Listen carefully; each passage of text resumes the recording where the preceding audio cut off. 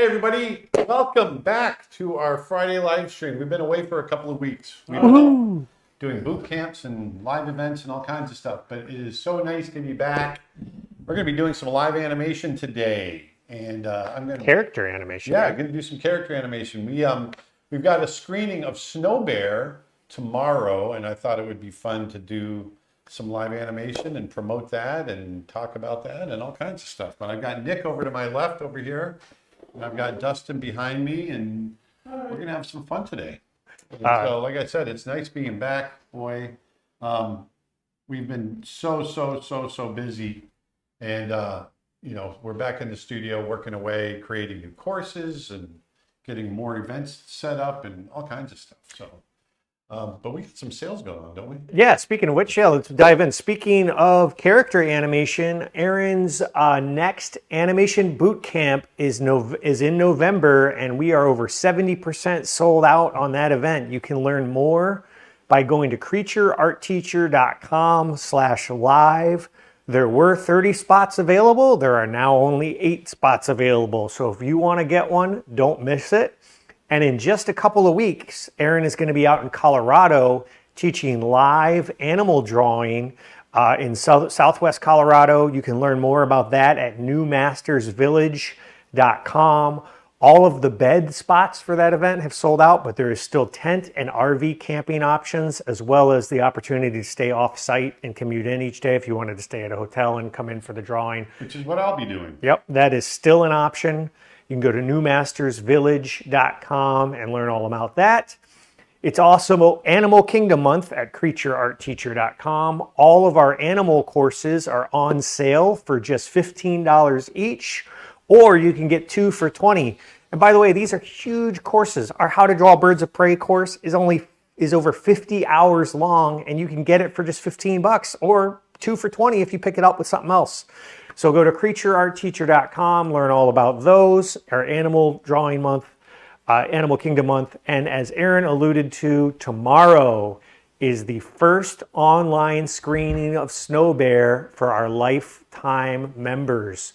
If you become a lifetime member to Creature Art Teacher, you helped us finish this film, and we want to thank you by rewarding you. In addition to getting all 850 plus hours of lessons on the website, plus all of our future live events, all of our future courses, you're also going to be the first to get to see Snow Bear tomorrow at noon Eastern Time. We're going to be hosting a live screening and then a live Q&A/making of workshop where we're going to answer questions. We're going to talk about how we made it. That is tomorrow. We will be doing a special encore presentation the following weekend because we've heard from a lot of you, hey, I'm in Australia, I'm in Asia, what have you. I won't be able to make that screening tomorrow. So we wanted to have a time that was convenient for our international friends as well. So the following Saturday, August 30th, there'll be a second screening at 9 p.m. Eastern Time, which works out good for those in Asia. So you can learn all about that at creatureartteacher.com. That's enough blathering on for right now. We've got more we can talk about later, but let's dive in. All right, so I wanted to go ahead and do some dialogue. I thought it would be fun. Snow Bear doesn't speak in our film, but I thought I'd do something a little more cartoony and something we could use maybe for our social media. So I wanted just like a little soundbite. I think maybe we can do a character going, "No way!" I think that that's a great little soundbite in response to sales and all kinds of stuff that we might do. Have some animated content. So that's what I want to do. So I'm going to go ahead. We all have these little recording devices, right? We carry around our phones. And so I'm going to record into my phone, and then I'm going to airdrop that and bring that into TV Paint, and then we're going to animate. So I'm going to do that now. I'm actually going to turn off my air conditioner. So we have because this thing picks up every sound. Quiet on the set. Quiet on the set. Shut. And I'm going to go ahead and record right now. Hopefully it's not too echoey in here, but. No way! Do one more. No way! Any of those sound good to you? I like them both. No way. Let's see what we got. Maybe a little deeper. Try one. I'm directing myself. Yeah, yeah. No way. I like it. No way. I didn't like that one as much. One more. No way. I like the other ones better. I'm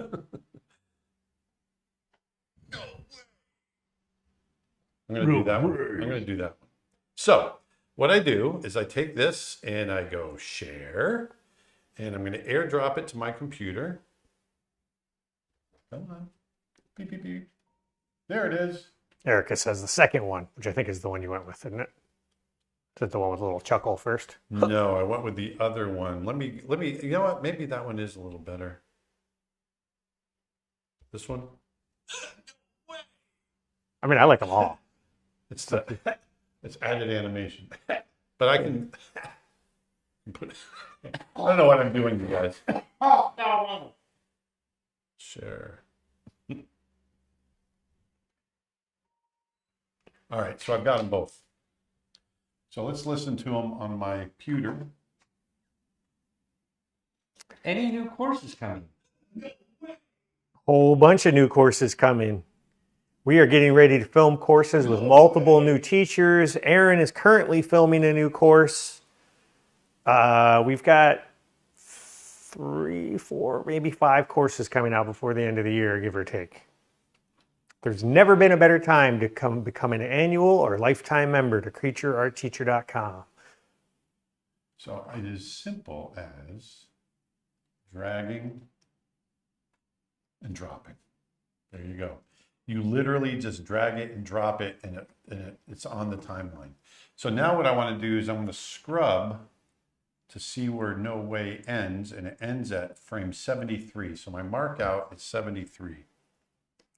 Julie on Facebook says, "Hey Aaron and everyone.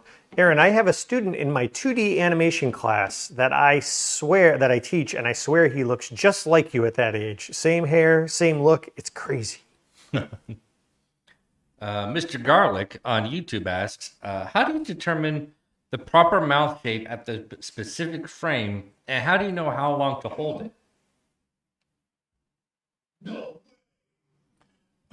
Because you're going to scrub, and we're going to see, I'm going to explain that when we get to it. So let me get through it first. Oh, By the way, if you're watching on YouTube, it looks like the chat might be broken. guess who's on YouTube? It's Dave. Hey, Dave. And Dave says, hello, handsome.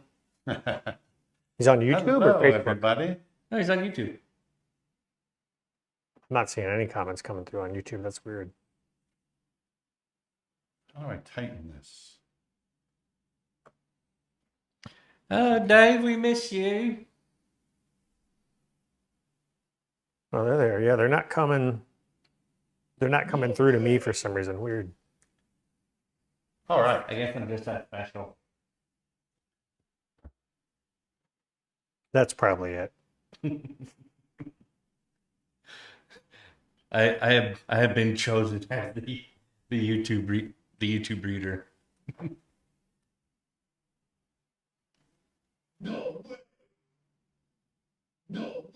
So I'm going to mark in at frame 14. Yes, way. So this is the guy that I'm going to animate right here. This guy. Dave guy says, right we here. block you, Nick. Apparently so. No way. No way. So I'm going to bring this.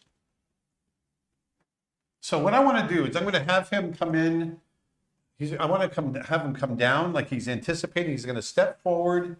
He's going to come up to anticipate the dialogue and go, no way, and come down and settle in. Okay, so this is our pose 1. And then I'm going to come through this kind of loosely. Just hold on loosely. There we go. And I'm going to turn my, whoops, whoa. Whoa. Whoop. Just stay back there, bud. Yeah. What is going on? There we go. Linda says, hello from Viborg. Viborg. Viborg. I am terrible with names. I am so sorry. For some reason, every time I click on that. And when it comes to cities and certain landscapes, I'm terrible with my geometry. I'm sorry. And Sean Green on YouTube says, I can't wait to take one of the creature art teacher classes next month. Oh, you're going to be at the in-person boot camp in November? Is that the one you're referring to, Sean? Or yeah, which class are you talking about, Sean? Or do you mean the painting workshop in Colorado, or the drawing workshop in Colorado? Or just might be getting one of the courses off of the website. Gene says, go for the lifetime membership. Well worth it, and you get to watch Snow Bear tomorrow. That is true. Gene, I'll send you that $5 I told you I'd give you for saying that on the live stream. Yeah. Just kidding, just kidding. Ace Creates on YouTube asks, for demo reels, if you're animating dialogue, is it okay to use the original clips of movies, or would it be better to use your own voice? No, I love using clips from movies. I love it. Martinberger says, you could also use this as an ad for countries in Northern Europe. Norway! Norway. Norway. But here, let me show you real quick. And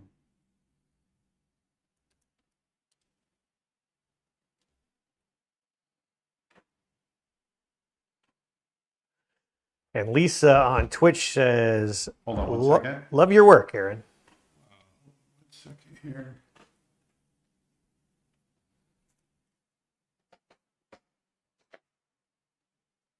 Right here. So this was pulled up from dialogue from a movie. The Dude, right here.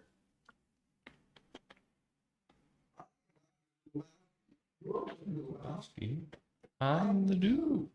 So there you go. That was taken right off of a film. It's fun to do that. I actually recommend it.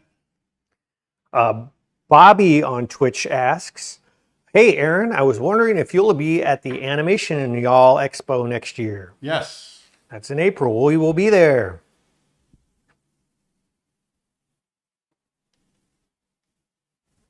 So I'm going to mute this right now.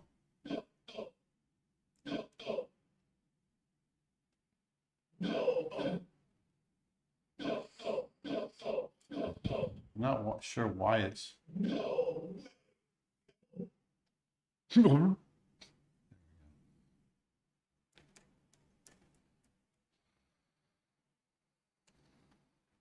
So I'm just muting it right now so you don't hear the no every time I scrub back and forth.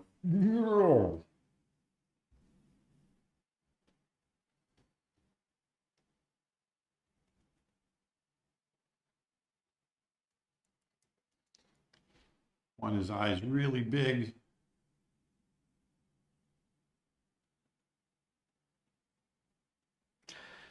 Gene's Art and Life on YouTube says, go for the lifetime membership. Well worth it, and you get to watch Snow Bear tomorrow. Yeah, We read that earlier. just read it. Damn it. Pickley says, I agree with Gene. The lifetime membership is the most valuable purchase I've ever made. Well, excluding groceries and rent, but those are no fun.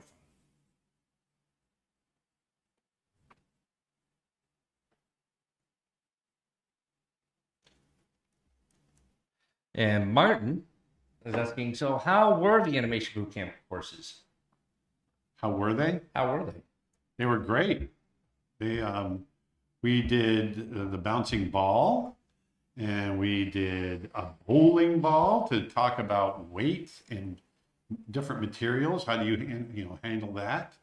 And we did the bane of everyone's existence was animating the string on a balloon. And did running and walking cycles? Yep. Sorry, I'm just coming in here and doing trying to focus on this. And then we did flour sack test, and then we did flour sack running, which was awesome. And then it's actually really funny. And then we did a character walk. We did like a 6-week internship in 3 days. Basically what we did. It was pretty crazy. Chef Disney Asia asked, Chef Boyardee. asking, are you going to come to Louisiana? I don't have any plans on it right now. If anything comes up over there, definitely might. We might. I mean, Louisiana's not out of the question.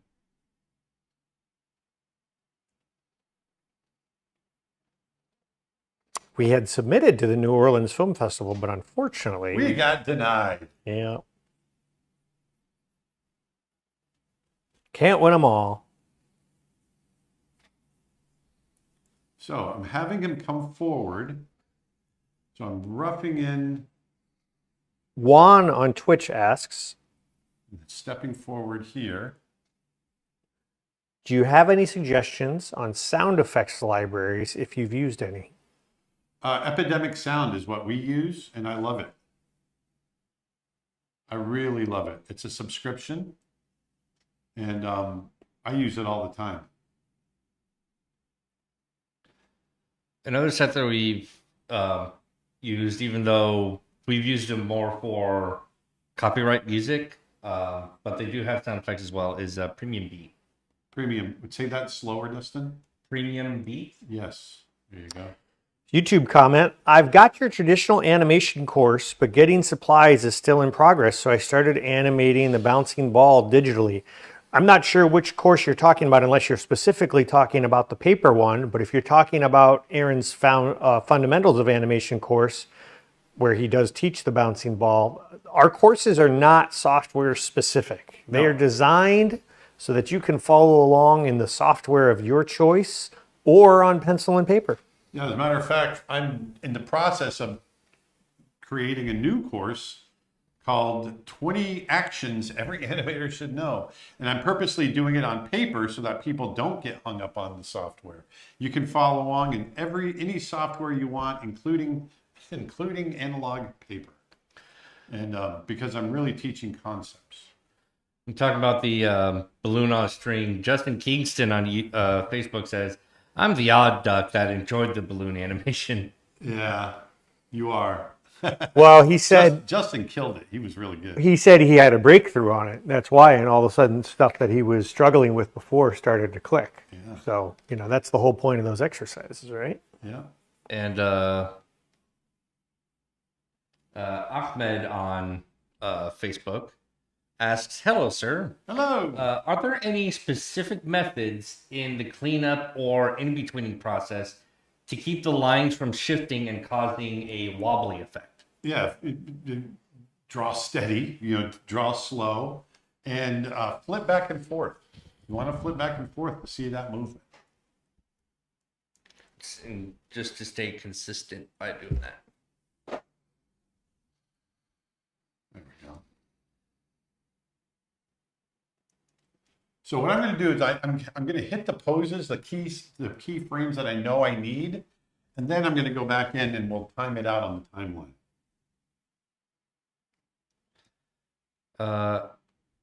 Am on YouTube asks, do you recommend animation scholarships? I recommend any scholarship. If you're looking for higher education, then yeah, scholarship is great. Is this a new one of Snow Bear, or is it something related to Brother Bear? No, this is just a bear. I'm Just bear. making a bear. That's so outside your comfort zone, Aaron. Yeah. I was So- going to do a lion, but then there's a lot of mane involved, and so I thought, Oh, it's Simba. And it doesn't matter if I draw a lion. Everyone goes, "Oh, it's Shere Khan." If I draw a bear, tiger. oh, it's Brother Bear. It doesn't matter what I draw. If I draw an elephant, oh, it's Jungle Book.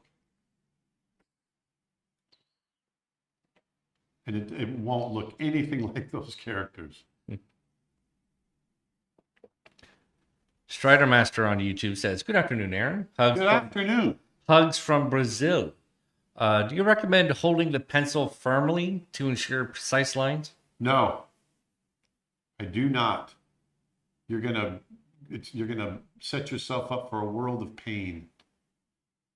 No, I don't recommend holding it firmly. You want to hold it, not too loose, but holding it too firmly, you're putting strain on your tendons. So you're saying you want to hold on loosely, but don't let it go. Right? Exactly. Hold on loosely. Were you saying that earlier? I was. Lothar Renz on YouTube says, greetings from Stuttgart, Germany. The art book had arrived the day after your previous stream and has on EOF of the bears as artwork inside. It has one of the bears inside. Oh, one of the bears. Yeah. As artwork inside. Very nice. Do a little mental translation there, Dustin. Yes. On EOF. There's always so many things I can do at once. Mustafa says, looking forward to that 20 actions course. Do you know when it'll be available? In the future. Yes. Not Before the end of the year. I am feverishly trying to get it done, but I keep getting pulled away for different things, and so, we are cranking away on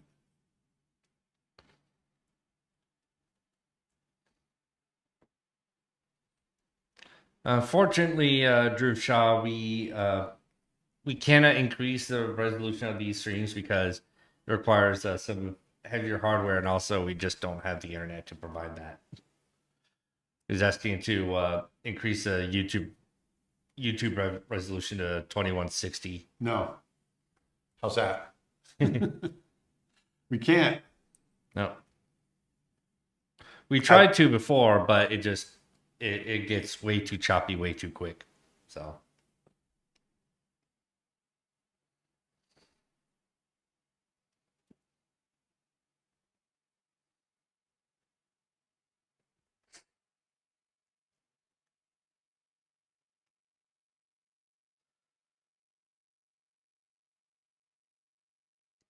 I'm having him come up. No. Maximus Maximus on YouTube says, do you have any knowledge on how to draw dinosaurs in dramatic poses? Not a ton, but like this. Like one of them. I don't have a huge knowledge of dinosaurs. I don't have a huge well. Stella! That's a dramatic pose, right? Stella! We can't say who yet, but we're going to be bringing on a teacher that's got a wealth of knowledge about that. No. Here. No way. Do you think the animation industry is continuing and AI won't affect it? AI is already affecting it. So yes, it's going to affect it, but it's, AI is just going to become another tool in the box. Hand-drawn animation is still going to be around. CG animation is still going to be around. AI is affecting everything. AI is in our world to stay. But that doesn't mean the animation industry is going to go away. Yeah, no, it doesn't. And I personally love creating animation like this. So I'm going to keep doing it like this. Silver Flash Cloudwing sent a donation and asks, thank you. And asks, have you ever drawn a Pegasus? And if so, do you have any tutorials on that? I have drawn Pegasus, and I don't know that I have specific tutorial on them. I think we've got something somewhere in the archives of my YouTube videos where I've done it.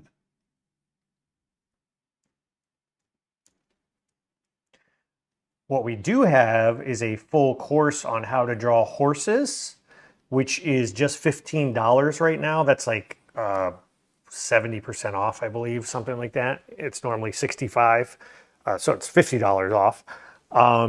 And that is $15 till the end of the month. And basically, if you want to draw a Pegasus, it helps if you start by knowing how to draw a horse. Yes, absolutely. And then understand wing structure of birds. And so if you look at my how to draw birds of prey course, you'll also get that. You'll get wing structure, anatomy, all of that. Which, by the way, all of our animal drawing months courses and creature design courses for Animal Kingdom month. Cue the cue card, Dustin. Animal Kingdom month. All of our courses are $15 each, or 2 for $20. So you could get both that How to Draw Horses course and the How to Draw Birds of Prey course for $20. $10 each. Let's roll.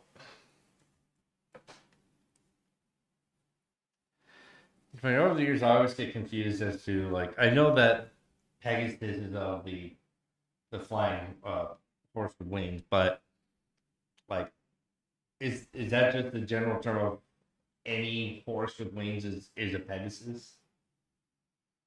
I don't know. Or is there like such thing as like the Pegasus, like the one horse that flies? You know, because like in the animated movie Hercules, he has a flying horse named Pegasus. Yeah, it's a Greek. Yeah, but then Pegasus is there was the Pegasus. Pegasus. Well, that's because Clash of the Titans is also a Greek story. Right. Same horse. Right. But Pegasus is the name of the horse, not the breed. Interesting. I just looked it up. So if there's a flock of these, like, or a herd of these, what are they normally called? That when they're Winged horses. Winged horses, yeah. Winged It's used in modern terms as though it is a breed, but in the original story, it is the name of the horse. Named after the one horse. Yeah. I don't think. Because I don't think, like it's. yeah. It's been a long time since I've read those Greek myths, but I don't think it's implied that there's a whole bunch of other winged horses out there. Yeah, because there's one time, the one that made me really think of that was in Fantasia. There was that one like fantasy bit where there was like a herd of them, and there was like the little ponies, like little or no, but, like the baby horses, all that stuff. But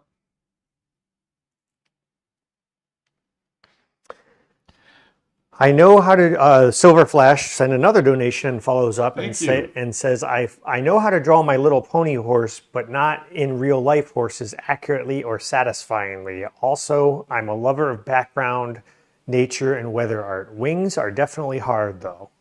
Yeah, they're hard because you don't know the anatomy yet. Once you understand that anatomy, you'll get it. And they said, winged horse, that's a little boring. I prefer the term Pegasus or Pegasi. I like it. yeah, I like that too. Phantom Art Studios said, just wanted to send you a big hug from here in Brazil. Hey, obrigado. Soon to be Spain for college. I'm doing a course on design. Is there hope for me to get into the animation industry and learn still? Of course there is. Yes. Yes. So many young people are so panicked. The animation industry is not going anywhere. As a matter of fact, I would venture to say there's more opportunity now than ever. You just have to know that it's changing. Yes, it's going to change. It changed when CG came about. It completely changed. I had to adapt. We all had to adapt. I was watching an interview with Neil deGrasse Tyson, and he was talking about, he thinks the concern, he's like, I could totally be wrong, obviously, because I'm not a fortune teller. But he said, I suspect that some of the concern about AI is going to end up being overblown because much like if you look at a photo of, Wall Street in New York in 1905, it was full of horse and buggies and there might have been one car in the photo. 10 years later, it was all cars and there might have been one horse and buggy. He's like, entire industries went away that used to take care of horse and buggies, right? There was, the buggy people and the buggy whips and all that stuff those jobs went away. But then they were replaced by jobs that catered to the automobile industry. And, now you needed mechanics and gas stations and all that stuff. Yeah, but I think the worry is people are like, I don't want to do AI industry stuff. That's right. No, I get that. I'm just saying that, his point being that, things will evolve and change, and there might be different types of jobs that open up. Exactly. What celebrities did you work with? But horses are still out there too. Right, exactly. And that's my point with hand-drawn animation. Even, I might be an old horse, but I love doing it. And painting didn't go away. It's the old adage I always talk about. Painting didn't go away with the advent of photography. And what were you gonna say, Dustin? What celebrities did you work with? What celebrities? Yeah. Phil Collins and Tina Turner and Joaquin Phoenix and Michael Clark Duncan and Robin Williams I've met in the past, and a bunch. Someone's saying your mic Rick sounds Moranis, a little Dave low. Thomas, mine. Yeah. Yeah, I was saying it was low earlier. I thought I did. I wonder if the battery's going on that, because there is a battery in that mic itself. Might be time to swap it out. I can switch you over to the wireless if you want. No, I'm I'm wired fine. anyway.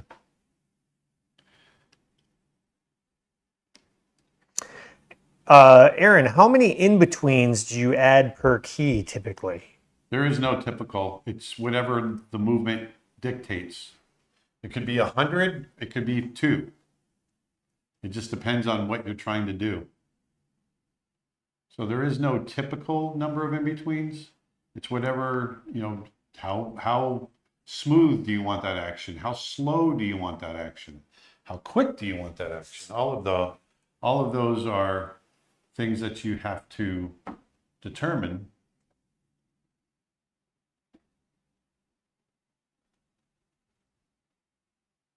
Ethiop, I think is how you pronounce it, on Facebook says, "Good evening from Nigeria." Good evening. Jumbo.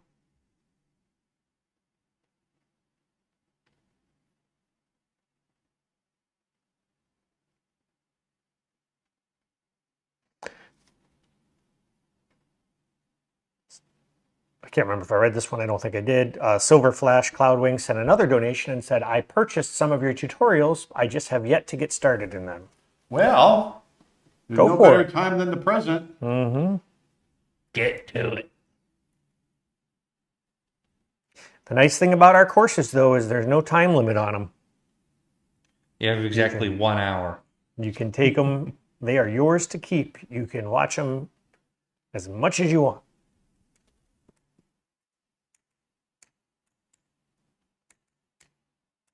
No way. No way.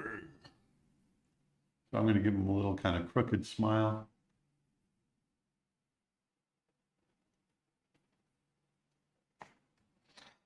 Jinx on YouTube says, "Hey Aaron, I'm following you since your start, and I want to be an animator since I was a kid, and will be starting my first year in animation on September. Hey, In an academy called HTK Academy in Hamburg, Germany. I'm hungry. Hamburger. And my question is, what kind of laptop for animation programs can you recommend? Thank you. Laptop? Laptop. Well, we're all Apple based. Well, We are all Apple based, Dustin. not all. So hey, You got it. yeah, and you're if you want to sit and argue about it, we're Apple based here. So I really recommend anything Apple based. I've been Apple for since 1990.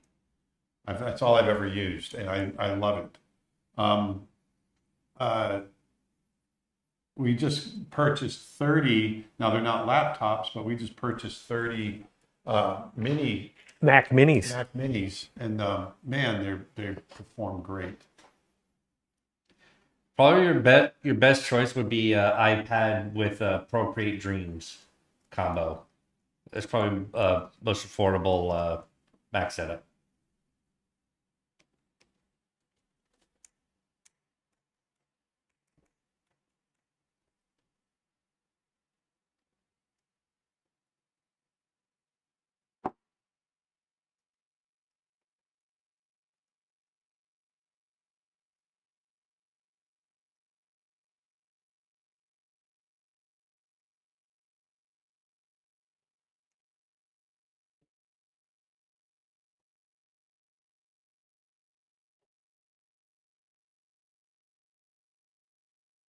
Silver Flash Clownwing gave another donation. Says absolute win.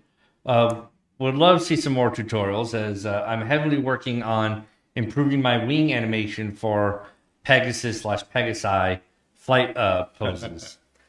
They said they would love to see more wing tutorials specifically.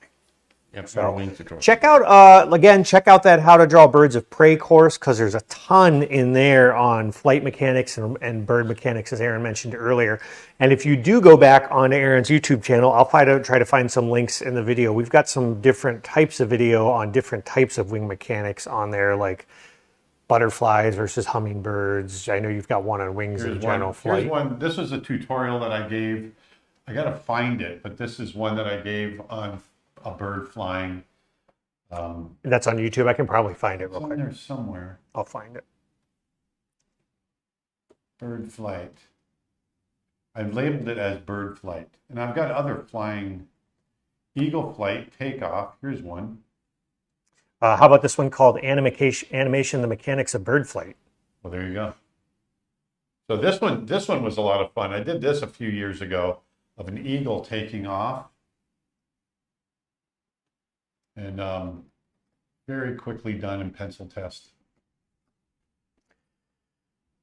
I posted a link in the comments to that video. Check it out.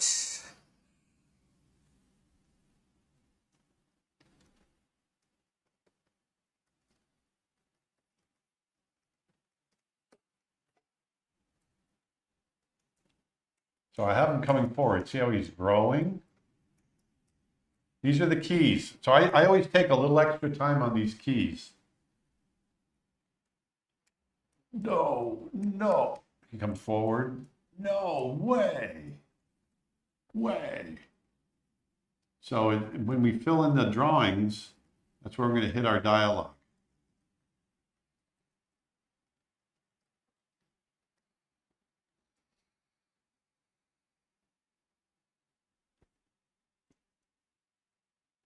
I'm coming right into camera.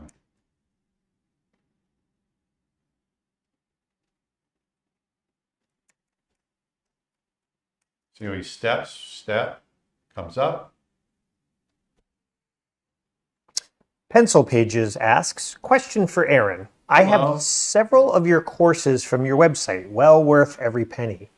When doing animation study, should I start out with your character course or other animation courses?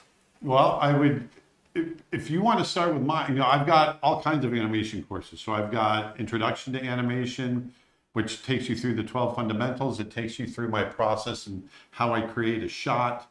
Then I've got Acting for Animation. I've got tons of stuff in there. Separating the mechanics from the acting, all kinds of stuff. So there's plenty of stuff in there to pull from. So I would start with that.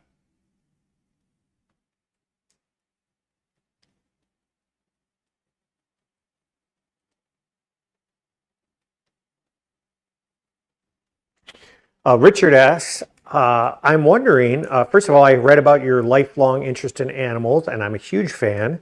And I was wondering what animation program you are using right now. I am using TV Paint software.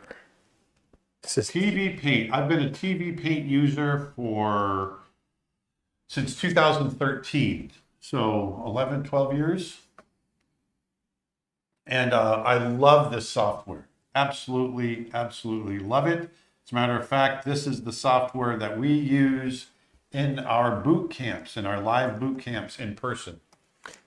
In fact, we have another boot camp coming up. You can learn more. There are only 8 spots left. This is more of our last 2 that we just finished were more basics and introduction to animation. This next one is called The Living Line, and Aaron's going to take you more through character and acting. You can go to creatureartteacher.com/live and learn all about it. There are only 8 spots left. You could be one of 30 people to join Aaron in Orlando, Florida. The lodging and breakfast and lunch are included every day. You just have to get yourself here. And then at the end, we do a celebratory dinner. You get a certificate of achievement.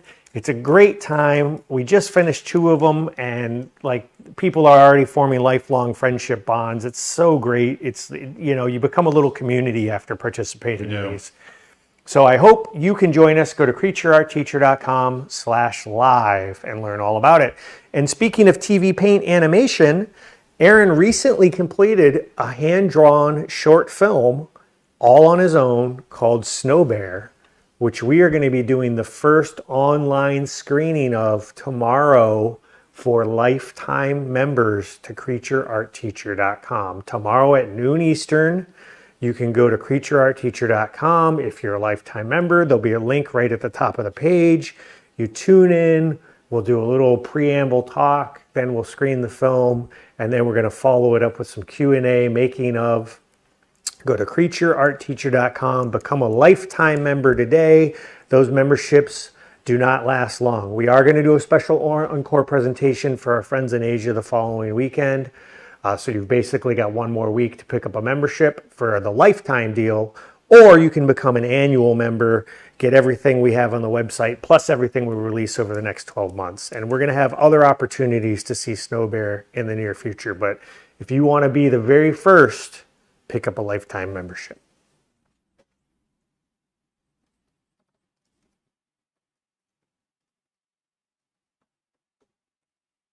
You'll also, of course, get everything we have on the website, plus everything we release. So I have him stepping forward. I'm breaking it down now. I'm adding in-betweens.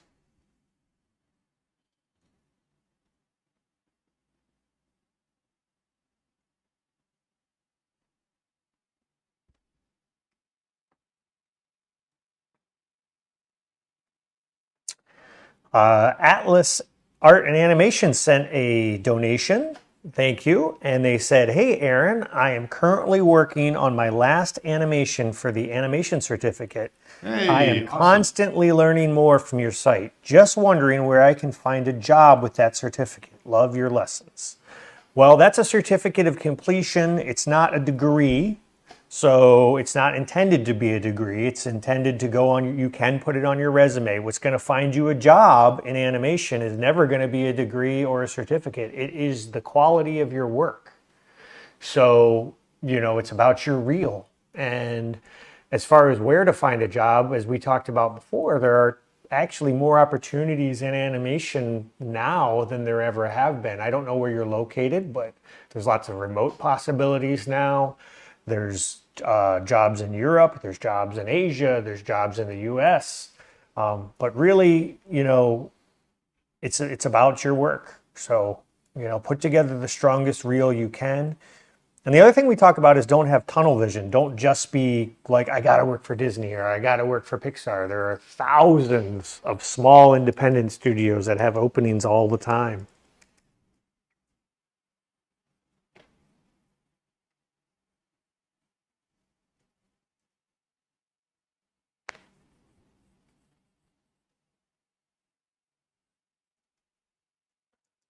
Silver Flash says, sent another donation and said, I just want to say I'm looking forward to going to a boot camp in the future whenever it gets a little easier going back and forth across the border. Hope it all settles down so then I can plan. We do too. We look forward to having you. Fingers crossed. We're going to try to accommodate folks that can't make it. You're in Canada, it looks like. We would like to do some events in Canada. We're definitely going to do some in Europe. And at some point, we'll do some online as well. Yeah, we're going to do some live virtual stuff online as well. That's a big one that we're working on right now. For folks that, you know, I realize that these are big price points as well to spend. And, you know, you get your money's worth with these in-person ones. But, you know, I want to create something, you know, that might be a little more affordable online as well, live.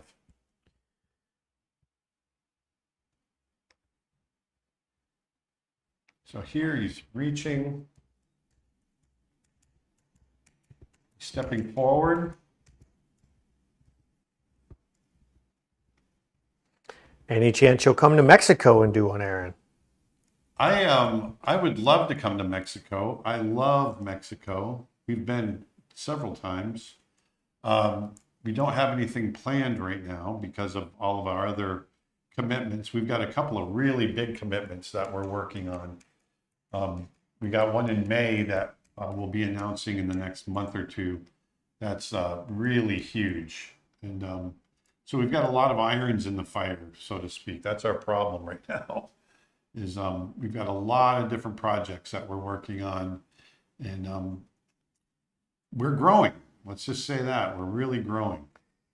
We have, I ran it through Google Translate because they typed it in Italian, but they said, "Ciao, I'm watching from Italy, and I just want to tell you how much I admire you. You explain everything so sweetly and clearly, and that really means a lot. Congratulations, you're very talented. Thank you. Thank you for watching." What's thank you in Italian? Grazie. Grazie. Grazie. I knew it, but my brain was not pulling the file. Portuguese is obrigado.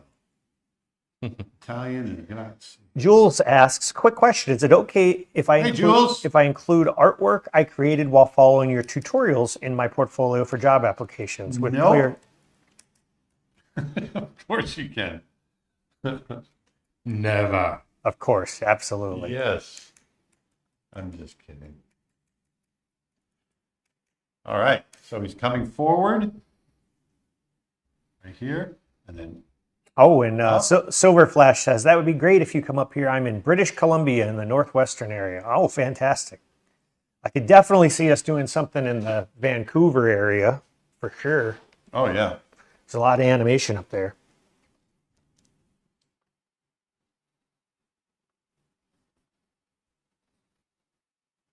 Aaron, I just tuned into your live. How long have you been live for? 57 years. Not alive, live. We've been live for 48 minutes. Twitch question. Would you recommend to go straight ahead animation to find a smooth flow, or pose to pose is just as important regardless of a deadline? There is pose to pose or straight ahead is dictated by the type of shot you're animating. So there is no, one's not better than the other. It's just a different method for animating whatever it is that you need to animate. So if you're animating fast action, then that's usually when you're going to do straight ahead. Acting that's contained, that's somewhat subtle sometimes, that's when you'll do pose to pose. Most animators, most of the time, from shot to shot, will be doing both. We got some people commenting where they're watching from. We've got, there's a couple people on Twitch saying, I'm watching from Tampa, Florida. Tampa. Greetings from Salem, Mass. On Facebook, Elias says, I'm watching from Zambia, Africa. Right on. Julia on Facebook says, I just want to thank Creature Art Teacher for completely changing my life. Learning from Aaron Blaze and the incredible artists like Tim Hodge, David Coleman, Joey Mildenberger, Ronnie Williford, and Woody Woodman gave me the skills and confidence to create my first hand-drawn animated short film, Agape, which recently won an award at the Palm Springs Animation Festival. I dedicated that film to my teacher for inspiring me and giving me a hopeful new career in art and animation. Julia, you're awesome. Thank you so much. And congratulations. you did it. You did it. It's amazing. And it's also, that's, Julia, you put in the work. You were there every live stream and all those classes. And, and that's the thing about animation is there's no shortcuts, really.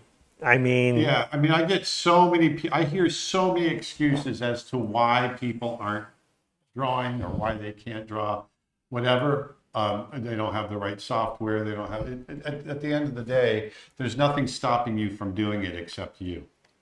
And so just get in there. And Julia, that's what you did. You went in there and you did it. And so, and you're already on to other stuff, which blows my mind. You're amazing. Yeah. Speaking of which, those Julia got the lifetime membership to Creature Art Teacher, and she tuned in. One of the things with both our lifetime, so we offer at Creature Art Teacher, we tried to build the website that we would want to use. So we have, you can purchase any course a la carte. You don't have to become a subscriber or a member or anything like that. We also offer a monthly streaming plan, which is like Netflix, so you can stop and start anytime you want. We have an annual plan, which gets you everything on the website currently available, plus everything we release over the next 12 months. And by the way, that's all yours to keep and download. It's not just streaming. And as we mentioned earlier, we've got our lifetime membership, which gets you everything currently on the website, plus everything we release forever.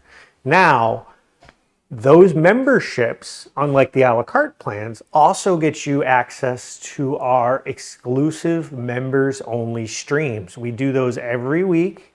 We did one right before this stream, as a matter of fact. Yeah. And we live streamed the making of Snow Bear in real time. Julia was one of those people that tuned in twice a week, every week, didn't miss an episode, I don't think.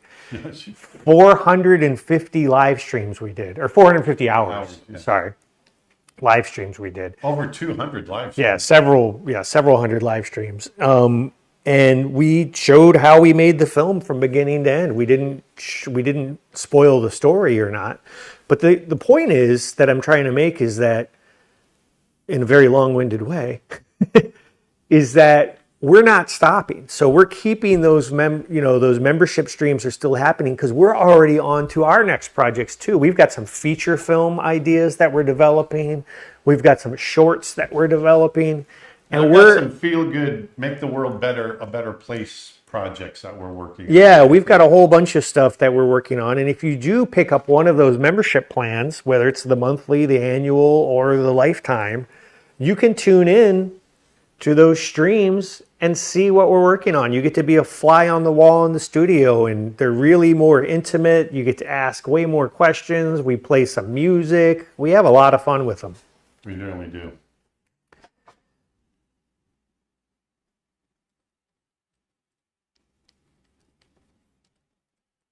So here, he's kind of stepping forward. No way. No way. There it is. Stepping forward. Right there. I'm going to have this keyed out within an hour here.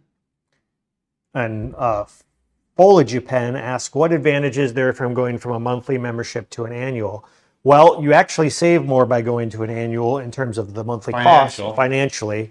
But the biggest difference is you also get to download and keep the courses. The monthly plan is like Netflix. It's streaming only. So you can keep them forever. Forever.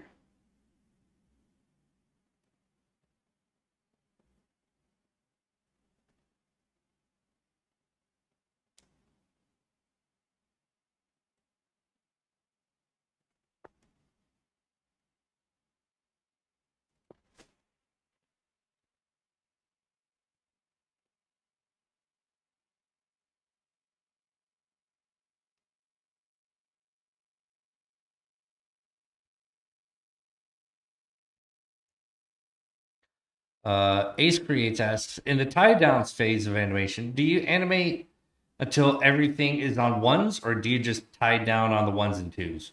It depends on the art direction, really, and the budget of the film. Because not everything gets ones. Like on Snow Bear, I did very few ones. There's a few areas that I did ones at. And there's other, studios where they don't have a budget for ones, and so a lot of things get put onto. They don't go any further than fours or sixes, with the occasional twos here and there. Sienna says, so worth it. And Justin, and I swear these are unsolicited comments, so it's kind of funny. This sounds like a commercial, but it's not. Justin says, one of my favorite parts of the annual membership is connecting with everyone through the Creature Art Teacher Discord channel. You can post and see everyone's work, get community feedback, and make friends. It's such a great benefit. Thank you, Justin. Yes, as a member, you also get access to our Discord server. This is where no. And Brandon says, good afternoon, Aaron and team. It's because of your streams lately that I've gotten back into art. Thank you so much for bringing me back into what I love to do. Oh, you are welcome. Thank you for Sharing. so. And that, we love hearing stuff like that. It really does mean a lot to hear from you all on the other side of these streams. Jesse says, hi from Sweden. Thanks for the inspiration. Currently, I'm struggling adding local color when an animal is all black or all white. It's hard for my brain to add other colors in there. Do you have any tips? Yes, all black or all white reflects back a lot of the environmental color. So white is going to reflect a lot of warms and some cools. White reflects back a lot of warms. And black, believe it or not, reflects a lot of cools. Color of the sky, things like that. Piccoli says on YouTube, or asks, how do you decide what to animate on these streams outside of working on clips for your films? Well, for today. This one today, I literally just made it up on the fly. Well, you knew you wanted to do something with dialogue, Yeah, right? I wanted to do something in dialogue, and I wanted it to be short. And I wanted two very simple mouth changes. That's why, no way. Those are two very simple mouth changes that make the dialogue simple or less hard.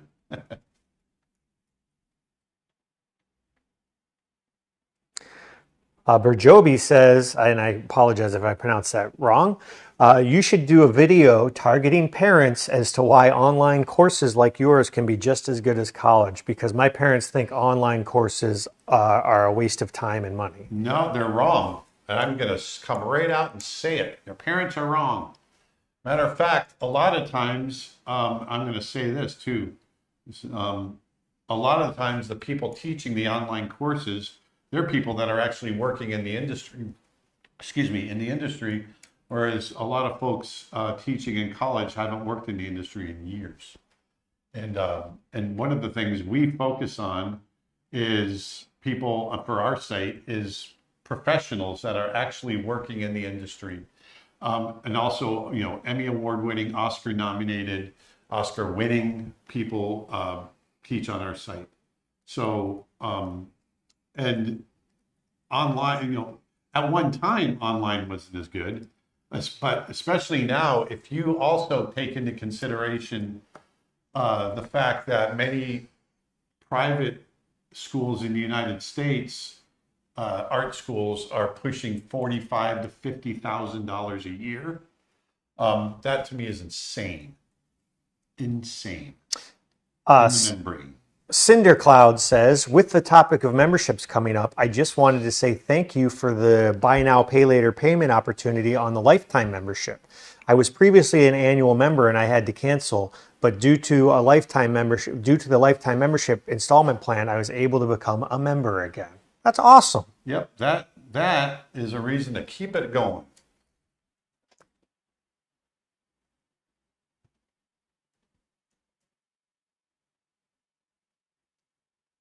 Tell your parents that most of the old masters were self-taught.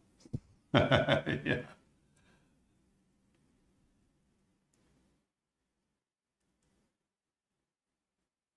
Any chance that Snow Bear will have a public YouTube release? It will at some point, yes. Just not yet.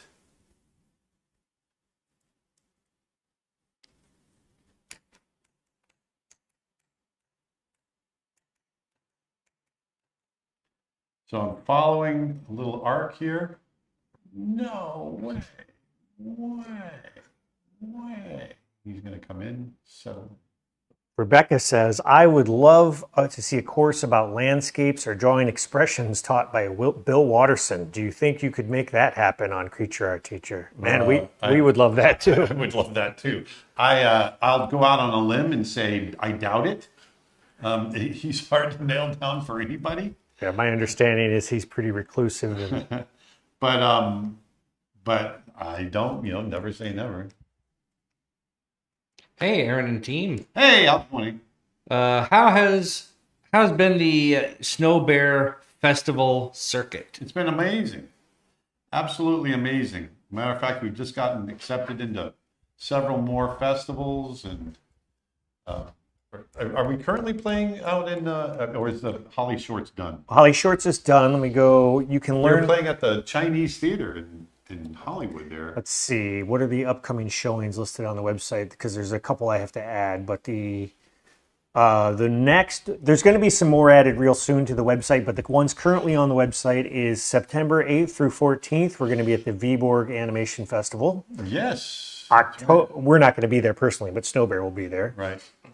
It's going to be October 4th in Bolton, England, or Bolton, I'm not sure how you pronounce that, as part of the Bolton International Film Festival. It's going to be playing October 4th and 11th as part of that festival. We've got a bunch more that we're just now able to announce. I've got to update the website. By next stream, keep going to snowbearshort.com because that's where we've been keeping things up to date. Or follow us on social media because that's where we've been posting about them as well.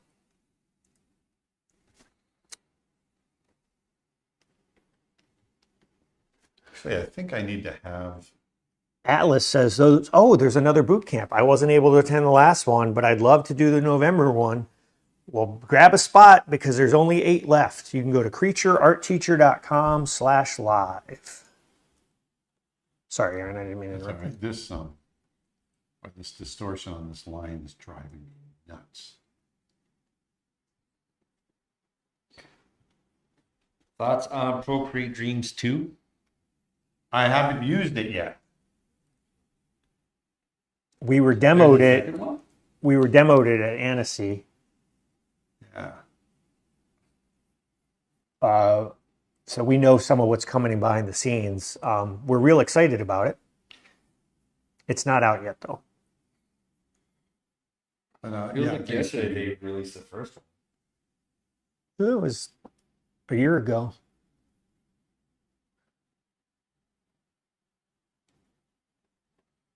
Yeah, what new features are on the second one? Do we know? Whole bunch of stuff. A whole bunch of stuff. That's cool. Rebecca says, I also became a lifetime member. Thank you. And let's see. There was another. Pickley says, I have unfortunately $40,000 in student debt for an art degree and have had a hard time getting work. This past Christmas, I was gifted a lifetime Creature Art Teacher membership, and I've gotten so much more out of that, including job offers. Hey, Nice. that is another reason to go online. Thank you for that testimonial, because that is huge. And while we're on the subject of testimonials, if you want to send in a testimonial to us, we would gladly take it.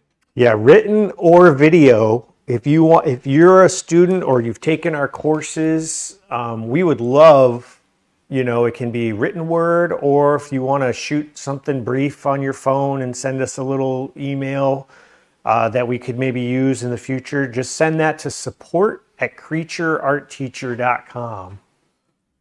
Because it's one thing for us to say about our courses, and it's the most important thing we have is happy students. Yeah, we want to get new eyes. We're always looking to expand and bring in new students, and if you could help us with that by recording something, that would be amazing. And if not, that's fine too. Yep. So we're getting there with this. This is coming up pretty cool. Good, great, nice there, bud. Thanks for everything you do. Just a question. Are you still able to work with other studios or projects while you're working at Disney, or are you bound to them? You're bound to them. If you're a full-time employee. Very strict contract about that. Yeah, it's a no compete contract. Now, if you're a freelancer, it's different because they do. Yeah, no, if you're working for them under contract, yeah, you are theirs. But, you know, they pay well. So, but that's how it works.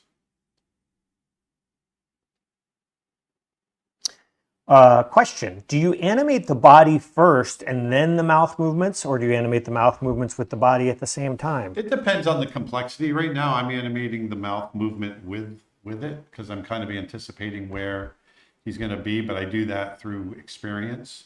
At one time, I would scribble out the body movement and then add the mouth later, or the facial expressions later, not just mouth. And as a follow-up to that, how do you stop the mouth from looking like it's floating? Well, you think about the anatomy. The mouth doesn't float, right? It's attached to anatomy. So I'm always thinking about the anatomy. Even here, I'm thinking about the cheekbones and, you know, the skull structure and everything else that goes with it.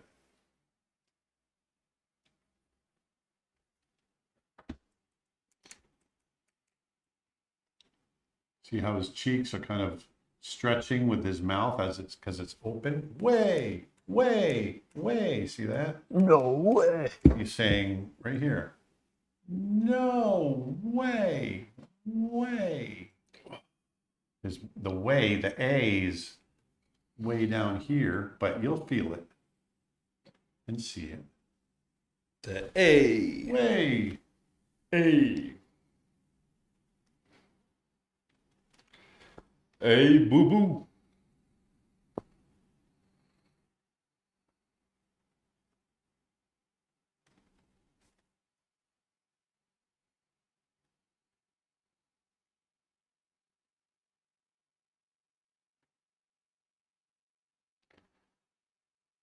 You get that eye just right. I always take extra time on these breakdowns and in between, or the keys and breakdowns.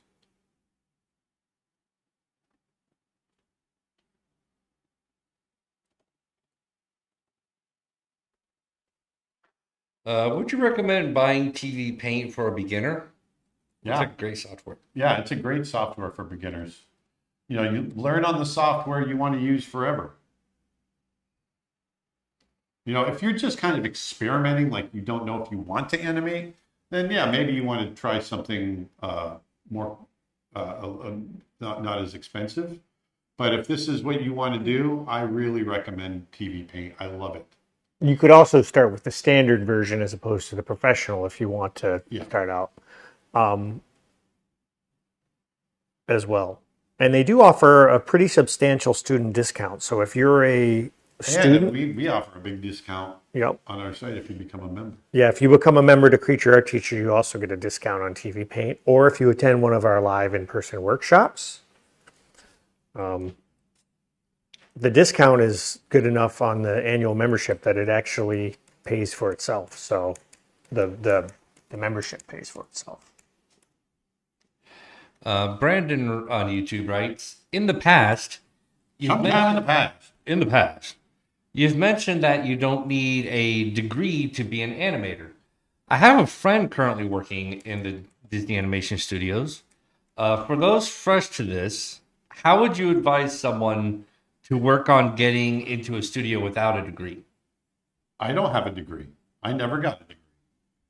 It's work on your portfolio. That's how you get in without a degree. Because Disney has never, ever asked or looked at anybody with a degree. They don't ask to look at a degree. They ask or look at the work. They want to see the work. That's all it comes down to. Can you do the work? Are you a great artist? Can you animate? That's what it comes down to. Now, if you're an international student, sometimes a degree does have implications as far as visas and stuff like that. That's a little bit different. But generally, That's a different question altogether. yeah, generally speaking, it's about the work. It's about the work. It's always about the work first.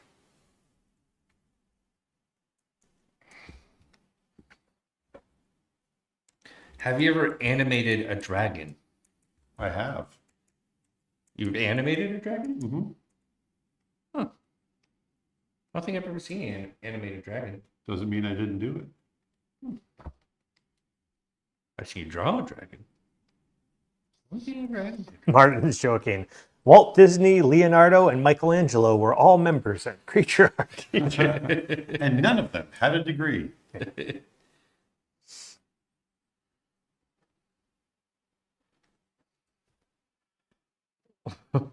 Wolfie on YouTube says, degrees are for your parents to brag about. There is some truth to that. I mean, obviously different professions are different, right? I mean, but the visual arts as a general rule, there's very few aspects of it that would ever require a degree. Exactly.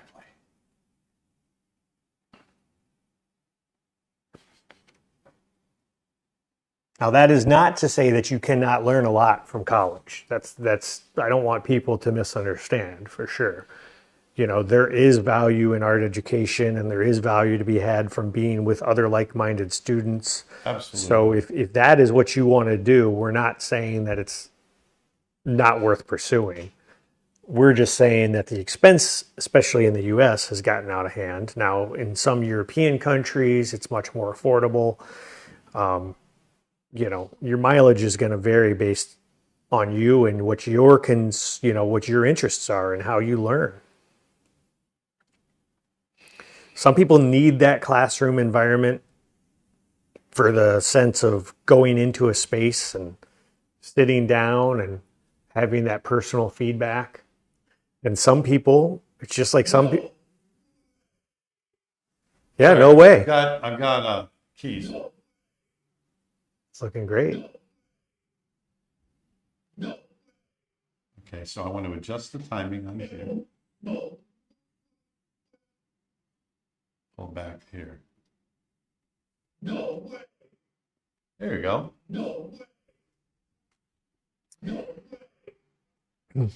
Richard asks, in Denmark, education is free for Danish citizens, even college and university. My question is this: would it pay off artistically to study biology at university and then to help build a personal artistic animal library? That's a personal question. It depends on how you work best, really. There's an infinite way of ways you can do it, right? So biology, I would imagine, would be easier learned in a classroom setting. And then the artistic side you can do on your own. Yeah, I think that's that what would they be were my getting at. recommendation. I think that's what they were getting at. Yeah.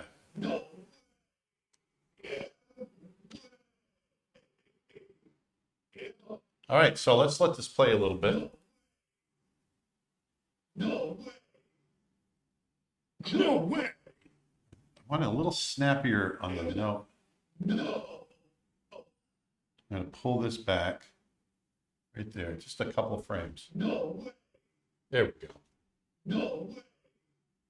So you can see, just with a couple of key drawings placed in the right place, we can get the animation mapped out. So now it's just a matter of adding the in-betweens. No way! You can feel him coming forward, body's shifting. We've got nice dialogue happening. You know, I think about my dialogue in the same way that Muppets think about their dialogue. And a lot of it is just making sure you've got an open and closed mouth when you're hitting the accents. And if you can hit that, you're 90% there. You know, hitting the right subtle mouth shape and that sort of thing, that's all like frosting on the cake. The cake itself, the meat of it, is just making sure you're hitting the open and closed at the right place on the accents. That's super important. Something else. Oh, sorry. That's right. Go ahead. No. I was just going to say something else I want to mention about tomorrow. So in addition to it being the unveiling of Snow Bear, our streaming for lifetime members, Dustin, be ready. We've also got, it's August 23rd. August 23rd, we worked on Snow Bear. We were fortunate enough to team up with Polar Bears International and also the National Parks Conservation Association. Today is August 22nd when we're streaming this, but tomorrow, August 23rd, they are pushing their National Day of Action because here in the US, the national parks are having their budgets slashed and they're undercut. Their staffing is being cut. So what they're calling on us, and we're in turn calling on you, is tomorrow or today if you want, go to npca.org/day of action, or you can scan the QR code on your screen. And we want to send a message that the national parks need funding and they need protection. There's a form to fill out. Add your name to the, be counted to protect our national parks because it is one of the greatest inventions America has ever come up with. And they, it's where the wildlife is. It's where the environment is. It's our natural resources too. Yeah. I mean, it's just, we need wild places. And we need unspoiled wild places that we know will stay unspoiled for generations. Yeah, so if you are interested in helping protect the national parks, the National Parks Conservation Association is the largest and sole lobby group for the national parks. So consider adding your voice to their cause. Thank you. And have a nice day. And also down there, we've got some stuff that we should do that we got from some of our associates for giveaways. Yes. As I was cleaning up my office. If you know what I mean. Lilo? Yeah. Okay.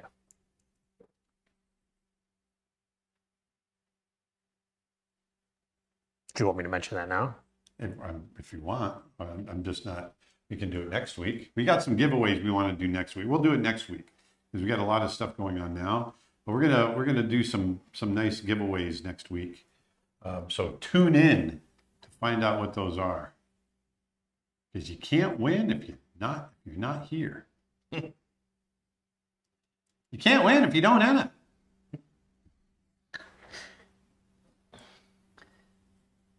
If you're not there, you're not going to win anything. I actually remember winning something because somebody did that. It was near my high school prom. Went to the prom after party, and there was a raffle. And somebody got a raffle of a nano iPod, those really super tiny ones. iPod? Yeah, the little iPod Nano. And the first guy that they called her out for wasn't there. He didn't show up. And so then they just redrew. And then my ticket came up. There you go.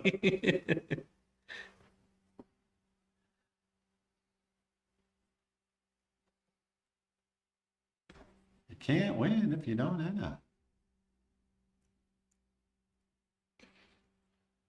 All right, so I have him kind of coming in, slowing into the low pose. He's coming down, and then he's going to come up. No. So we're smoothing out the action now. I want to show you guys, if you are clear about where you're going with your animation, you got it clear in your head. In this case, I've done this a few times. Otherwise, I would take a little bit of time to thumbnail, which I really recommend. And if you approach it very analytically, breaking it down, looking at your keys, hitting your accents, you can get through a shot in a matter of hours like we're going to do today.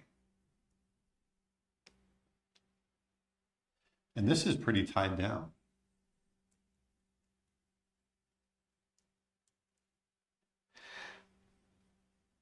When the giveaway happens, the soundtrack should be Red Hot Chili Peppers. Give it away, give it away, give it away now. We can't. We'll get demonetized. I'm over the Chili Peppers. I used to listen to Chili Peppers all the time. No. Especially back when we lived in Claremont. Twitch question. Thank you for your work. Are you using custom brush? Is that a custom brush from Photoshop you're using in TV Paint? Nope, this is the number 2 pencil brush that they In TV Paint. in yep. TV Paint. It's To right be- here. You hover over the side, it gives you a little menu over on the right side, and it's right up here. The second pencil in from the left, it is the number 2 pencil. I don't really use any custom brushes in TV Paint because I really like what they provide. Brandon says, on a previous live stream, you recommended the explore.org Brooks Falls streams I for did. art reference. It's up and running again. It is. I've been watching it recently, watching the bears try to catch their salmon, and There are so many watching the salmon there. conversation is refreshing. Yeah, there are so many salmon there this year. I've checked it as well. Matter of fact, that would have been a good one to do today because it's not going to be there much longer. We'll be there next week. Might be, yeah. We should think about it for sure. Yeah, it'll be there next week. It'll be there. I mean, you can almost walk on the salmon. There's so many of them right now.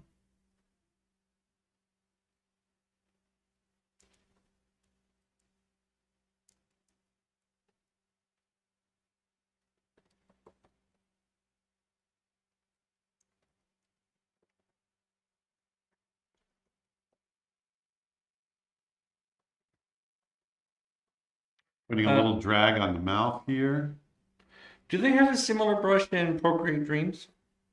I'm sure. Yes. Yeah. Yeah, very, very similar. Their drawing brushes are very, very good. Once again, I didn't use any custom brushes in Procreate Dreams. Not even my own for the animation that I did.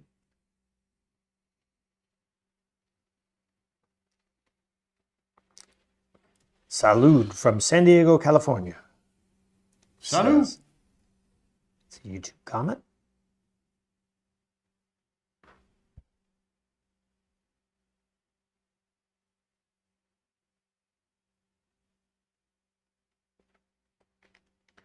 Why don't you use the out of pegs for the in-betweens? Not sure I understand that question in this context. I'm not sure I understand either. If you're talking about just moving stuff, don't do that. That's not how you do it. Then you just end up with moving drawings. I'm not sure that's what you're saying, but the only way, these aren't straight in-betweens either. These are breakdowns and in-betweens, but even still, I draw all of my in-betweens. Because you want it to feel lifelike. Yep, you don't want it to feel mechanical.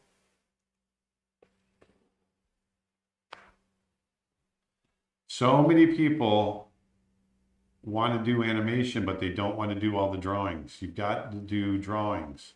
Animation, hand-drawn animation is about drawing, and a lot of it. I had to do 50 drawings a day on Snow Bear in order to get Snow Bear done. It's just part of the nature of this art form. If you don't want to draw a lot, then try a different medium. Or do computer I was animation. going to say a different medium. Yeah. So it's hand drawn is all about drawing.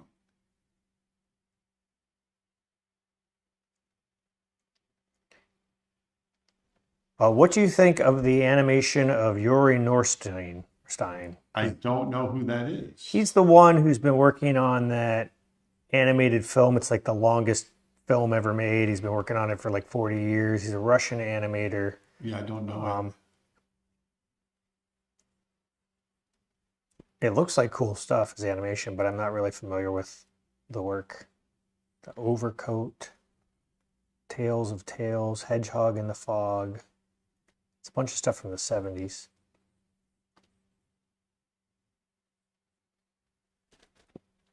So here I have the ear kind of dragging. See that? No, no, no, no. Say no again. I dare you. Just say no again. No. Go away. Go away. I feel so hungry.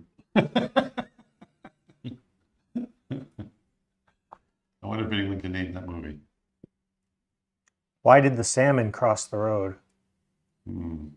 Get away from the bear. To get to the other tide. Oh, you're fired. Let me guess. That was, Yeah, you know who it was.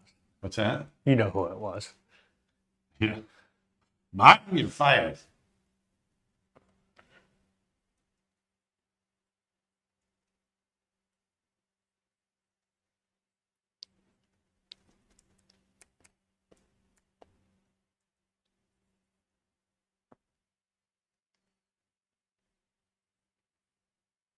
Have you watched Flow? I have watched Flow. I've watched Flow many times. First time I saw Flow, I was in Armenia. And I gotta say, I had a hard time getting through Flow. And then I watched it again, and I liked it more. And then I watched it again, and I liked it more.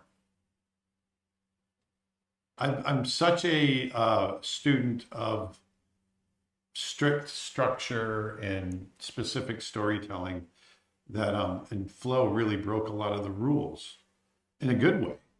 But I had a hard time with that at first. You just got to go with the flow, basically, with it, which is in the title, right?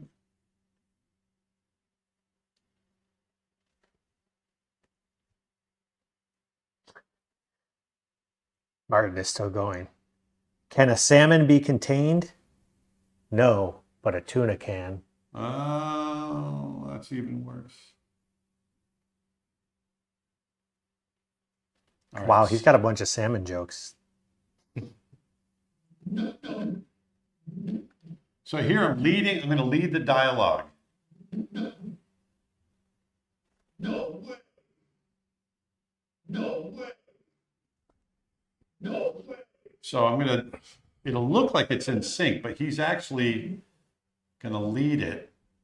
I'm going to open that mouth ahead of time. I want to put a little stretch on that nose.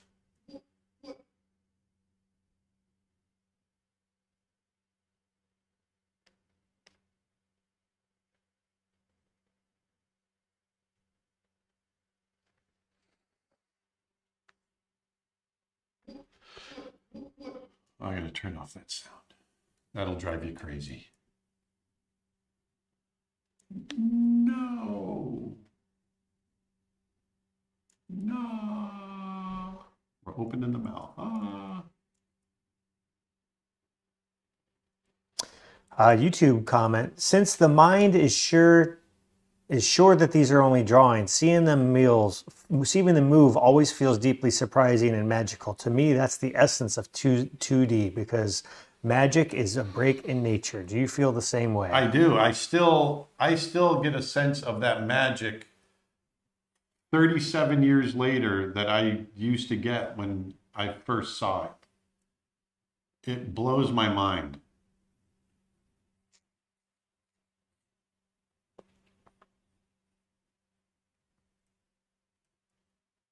I love it. I love this medium.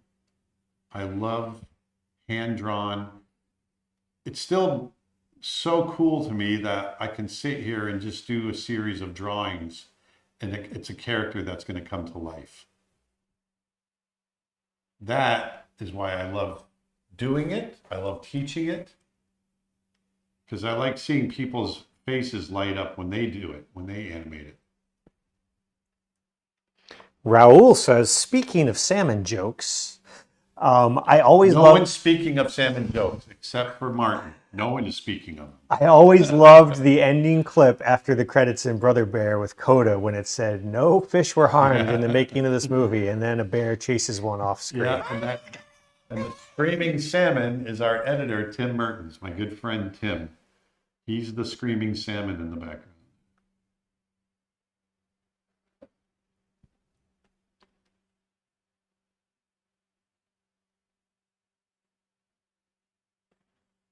So I got to arc him over. We got a few drawings left to do in here. Not too many. We'll get there. You're only at 90 minutes. Oh, okay. Feel like we've been on for a while. For people just joining us, I want to let you know that we've got a few things going on over at Creature Art Teacher. First off, it is Animal Kingdom Month at Creature Art Teacher. All of Aaron's animal drawing and creature design courses, not just his courses, by the way. We've got courses from David Coleman, Tim Hodge. Anything animal drawing related is on sale for just $15 each. Some of those are 70% off or more. Or you buy 2 courses in that set and you get them for just 20 bucks. So that's $10 each. So the more you buy, the more you save. The big news though is that tomorrow is the first online streaming of Snow Bear. It's a private event for lifetime members. There's still time to become a lifetime member. Go to creatureartteacher.com and learn more. You'll get everything on the website. That's 850 hours worth of courses, all of our brushes, all of our photo packs, plus everything we release in the future forever. And as an additional perk, you'll be amongst the first people to see Snow Bear streaming live tomorrow in a private event. We will be having an encore presentation the following weekend as well, so you've still got time to pick up a lifetime membership. Go to creatureartteacher.com and learn all about it. Learn all about it. Or I also want to let you know that we have a live animation boot camp happening in November. There are only 30 spots available originally, but now we're down to just 8. We're over 70% sold out on that. So go to creatureartteacher.com/live if you want to pick up one of the last spots. And if you're interested in joining Aaron in person for another event in Southwest Colorado, go to newmastersvillage.com because he's going to be there in mid-September teaching animal drawing live on location. For 5 days. Yeah, it's going to be a good event.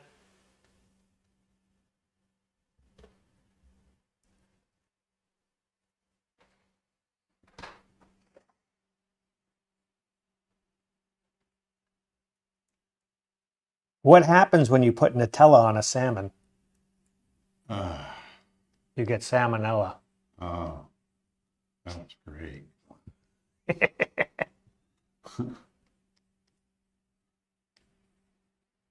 Nick Hurst says, how does salmon listen to music? They stream it.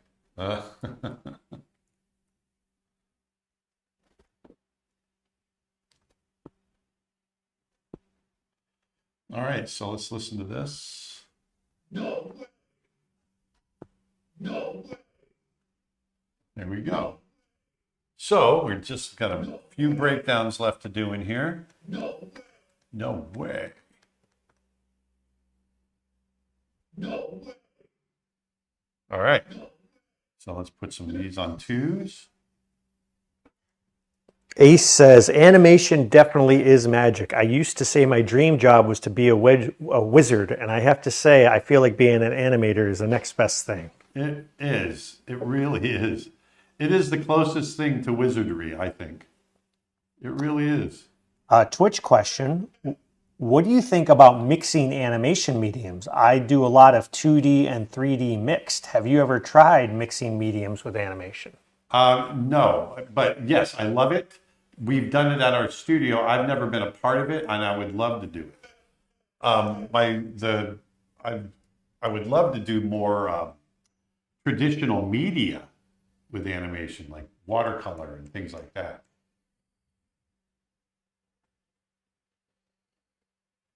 So I want to bring this mouth shape way up here. No.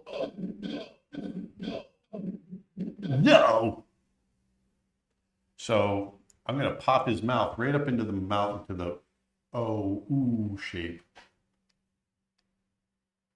I'm going to have it follow like that. You see, I'm going right into that small shape, popping right into it. Okay, I'm going to give Martin credit on this one. Why did the salmon? Don't give him credit. Why did the salmon get a membership to Creature Art Teacher? School. Something about school. It's got to be something about school. No, it's not about school, but it's kind of a variation on the other one. to get access to the exclusive streams. That's all the streams. Very good. Okay, I'll take that one. Freaking brilliant. But there's definitely a school joke to be had, too.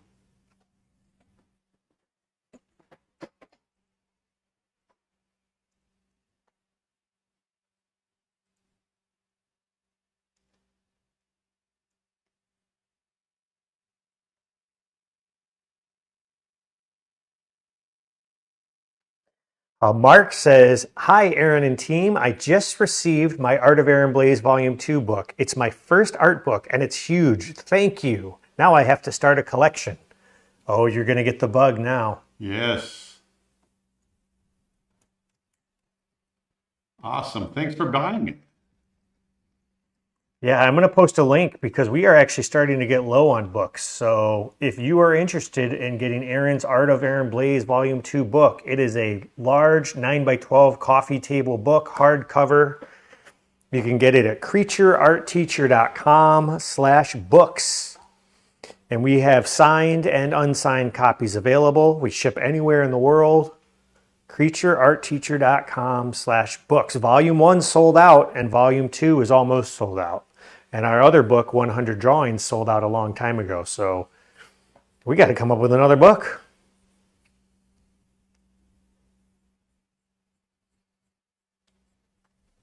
Yeah, that's a great idea, Nick. Okay. Yeah, I've been wanting to get another book going for a long time. Yep.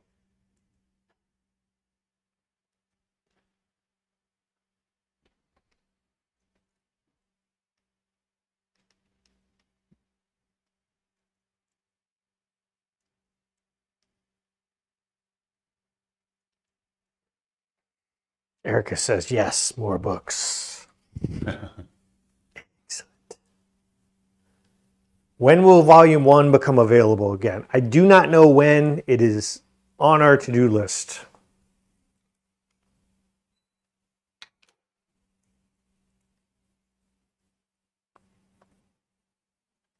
At some point.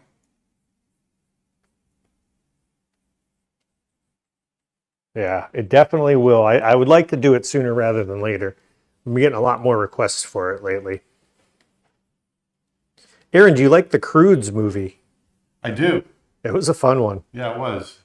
I did not. Nick Cage makes a good voice. I did not expect much from it, and then I saw it, and I was like, "Wow, that was really." Yeah, it's a Chris Sanders movie. Yeah, I didn't know that going into it. There was something about the trailers didn't grab me. I don't know. I just thought it was going to be cheeseball that I saw, and it had heart, and it was fun. Yeah. So you notice on following the arc, he goes up, but you'll notice in the in-between, he comes up, but he arcs over right there, and then he comes down. Following an arc, I'm getting a little bit of a little swirl around in the movement.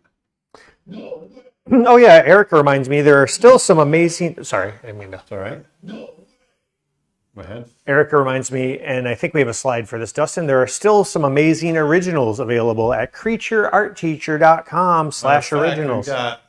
Where are they? Right there. These are going up later today. These are going up today. I did these the other day. Go to it, just me, Dustin. Yep. There you go. I did these as a demo. Here, there we go. Let me see, it showed up better. I did these as a demo online the other day, and flipping, animating. There's 5 of them in here. They all animate. So there you go.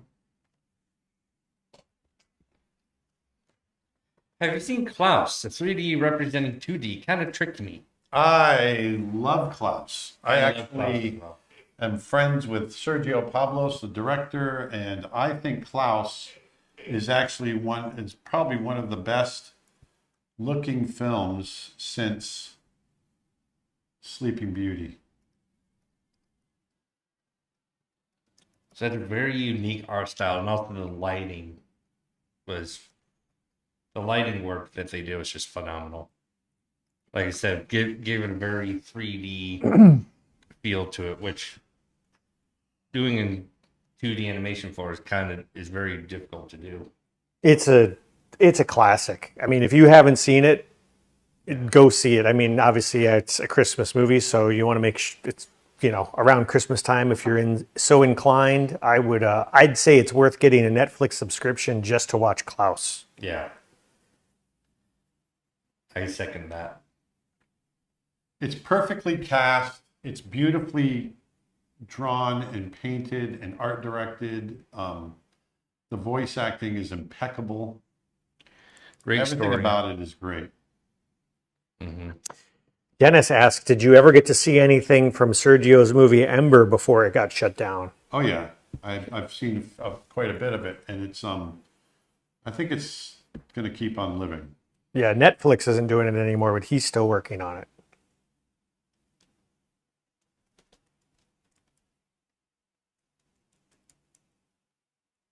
I want to see how this is going to look. I hit this a little soon.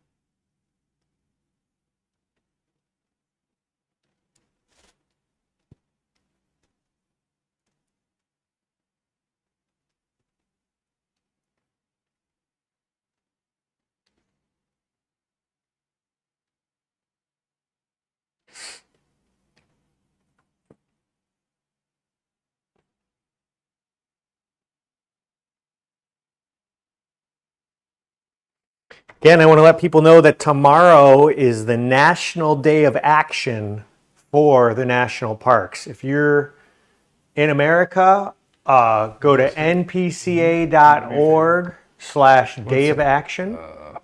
Come on. We have been working very close with the National Parks Conservation Association. They've gotten behind Snow Bear, and we're working with them to help promote their. We're going to be using Snow Bear to help promote their causes in the future, along with Polar Bears International. We want our art and our projects to do some good in the world, and this is a cause that we really think we can help lend our voice to. So Yes. if you are interested, please consider going to the URL or scanning the QR code on your screen. Just fill out the survey, and it's not a survey, it's a, what's the word? The word is escaping me. Dictionary. No, I need a dictionary. When you petition, sign the petition. That's the word. Partition. Yes, sign the not a petition. partition. Magician. Magician, sign the magician. Anyway, go to npca.org/Day of Action. Thank you. So just gotta sign that tradition.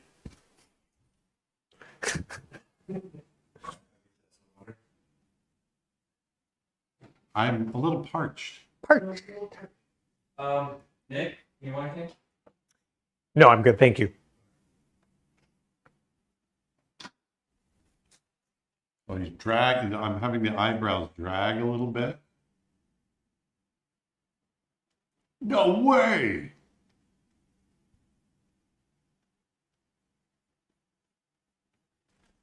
Whoa, see how the eyebrows are dragging just a touch. A touch. And also, I want the cheeks as he comes up to squash and drag just a touch in here as well.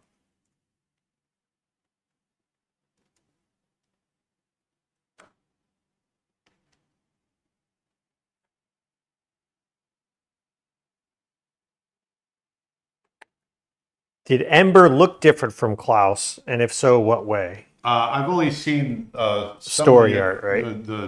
The early art and some of the boards. Yeah, it's not in It's production. very different. It's very it's rugged. Thank you. Oh, nice. Scribble Mouse says, sign the pediatrician. Sign the pediatrician. Pediatrician. Sign right on the forehead. LaCroix.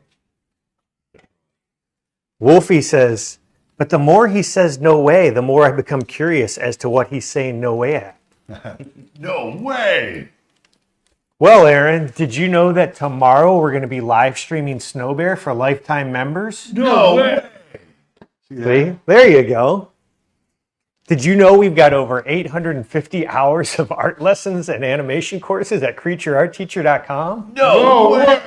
See how well that works? This is why we're doing this.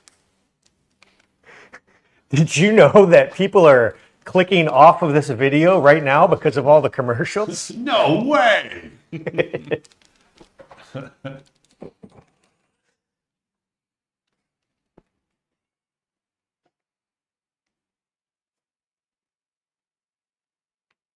Animating in real time.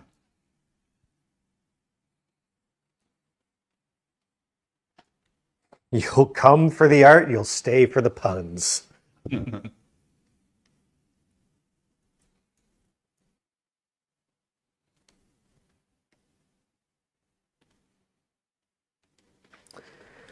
When animating fabric being blown in the wind, do the waves of the wind slow in or slow out?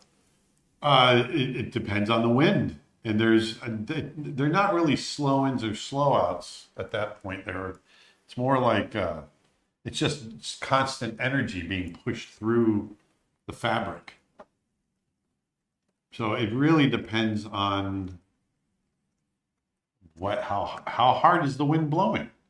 Is it a gentle breeze? Is it a nice summertime gust? Is it a hurricane? There's all kinds of variables. That's like asking me, what does green smell like? Do you plan? Makai Lee asks, "Hey Aaron, will you have a course on 3D character modeling?" Yes, we want to do that. We've been trying. There's several people that work in the industry that I've been trying to get that we've been having a hard time nailing down, but we will eventually. Yeah, we have a course on Introduction to Blender, which is an introduction to 3D animation. It's not on modeling or rigging or anything like that. Now we do have Tony Cipriano. Yeah, we do have a course on sculpting in ZBrush, and those characters can then be imported into, and he teaches a course on basically toy design and action figure modeling, but it's the same approach that he's done for modeling for Maya. The ZBrush models can then be imported into Maya, but that's a whole another thing. But yes, we do plan a course specifically on 3D character modeling, one on rigging. We're currently shooting a course that's on kind of a 2.5D hybrid style with a teacher we'll announce down the line. But we do have more computer animation courses in the works.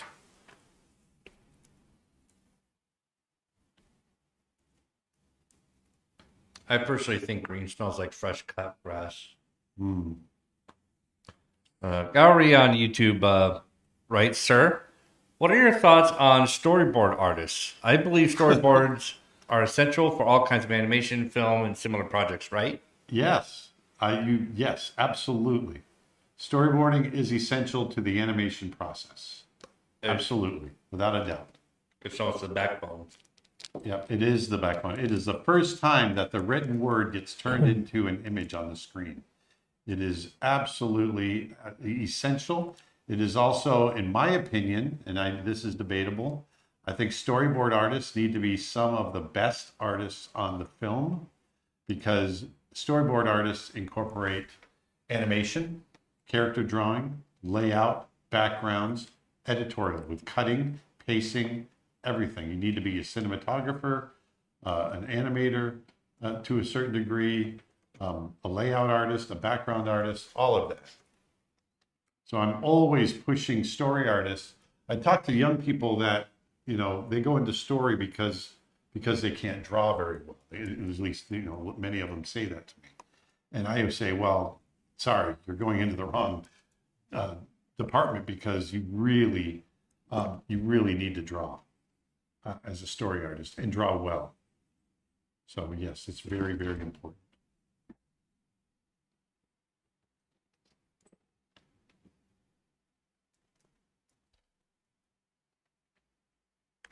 Did you ever have to stand and act out the scenes during a storyboard presentation? Yep. I've pitched many, many, many sequences where I stand up and pitch.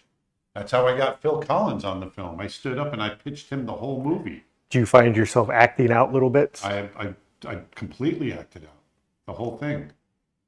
Yep. Matter of fact, I pride myself on it. I think it's something that I like doing, and I've gotten into it quite a bit. You're a great pitch artist, is I guess what I would say. Yeah, it's something I love telling a story, and I love getting up there and you know, acting it out, but also telling it. You know, it's just you want to bring the audience along with you on the journey, and so that's an essential part of being a good story artist. For that type of pitch, it sounded better to say pitch artist rather than pitcher. You're a great pitcher. Yeah, right. Your curveball is incredible.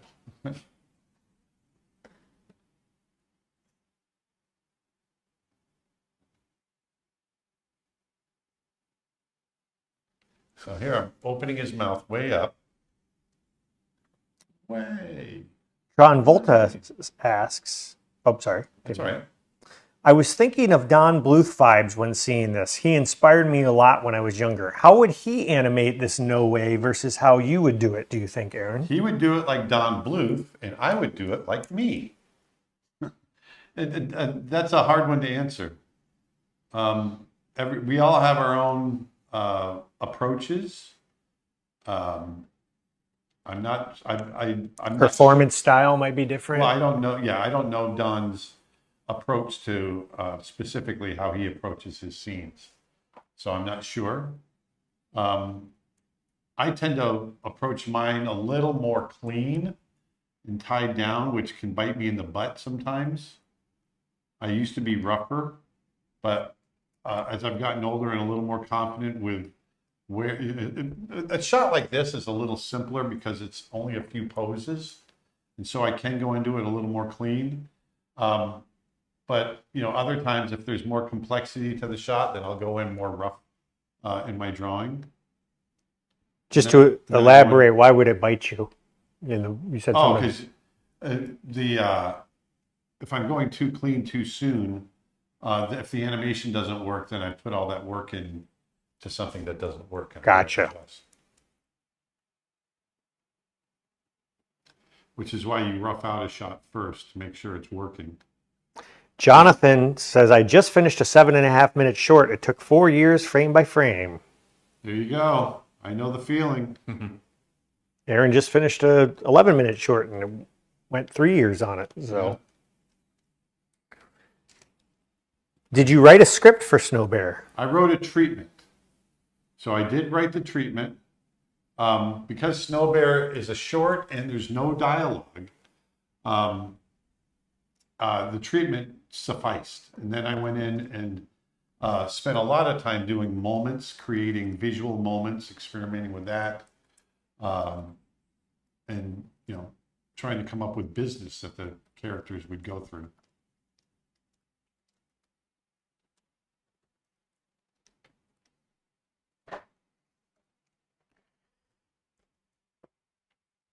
Not quite 2 hours in yet, huh?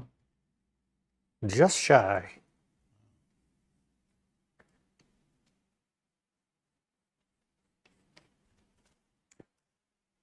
By the way, if you're enjoying this stream, feel free to hit those share buttons and subscribe buttons. Help us spread the word. It definitely helps us a lot. No way! No. The more eyeballs see these streams, the more it helps us make more in the future. No. No. There we go. No. So we're just doing, basically getting them to settle in. No.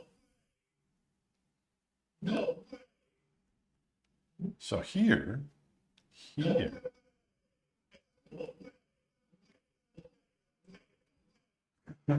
Jonathan, who never gets old. Jonathan, who's the one that finished his short, says, I animated while I was listening to your Snow Bear Friday live streams. In a way, animating with you was highly educational as well. Thank you so much for the virtual experience. You are welcome. Hope your Les Paul is tuned. You know, I haven't touched my Les Paul in ages. It's probably not tuned. I got to get on that thing. Man, by any chance, do you know Razul Azandi, the layout supervisor of Disney? Razul Azadani. I know Razul very well. He and I are good friends. Matter of fact, he's an amazing, he's not just a great layout artist. He's a great watercolor artist. And so he and I are always commenting on each other's work on Facebook. And whenever I'm out in California for CTN, inevitably he shows up. And so we get to talk. He's spending a lot of time in Europe painting. And then here's a little known fact.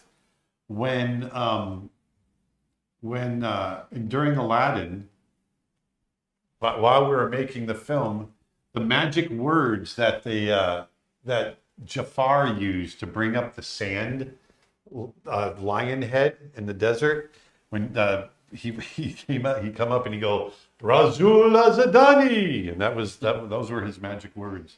Everybody laughed because it was obviously an inside joke. It didn't survive the cut, though. Ah. Vader Reviews says, animation is such a beautiful art form. You have to act in slow motion, frame by frame, sculpting with time, thinking about a million things at once, character, physics, performance, etc. You're absolutely right. It is the most right and left brain art that I can think of. You are thinking logically, you're thinking artistically, you're thinking mathematically, you're doing everything all at once, and it's really cool in that way. Twitch question. Do you think you'll ever do a feature film? And if you do you think you'll get mostly people you already know, or will you work with new people? Well, I've done a feature film. I've worked on several feature films, but I also directed Brother Bear. I would love to do another feature film. We are developing some. Yep. And I will probably do a combination of working with people I know, because I'm going to go to the well that I know. And I would love to give young people a chance as well. So, the whole point behind doing something like that would be to bring on a young crew as well. So the answer is yes, yes, and yes. All the way across the board. Yeah.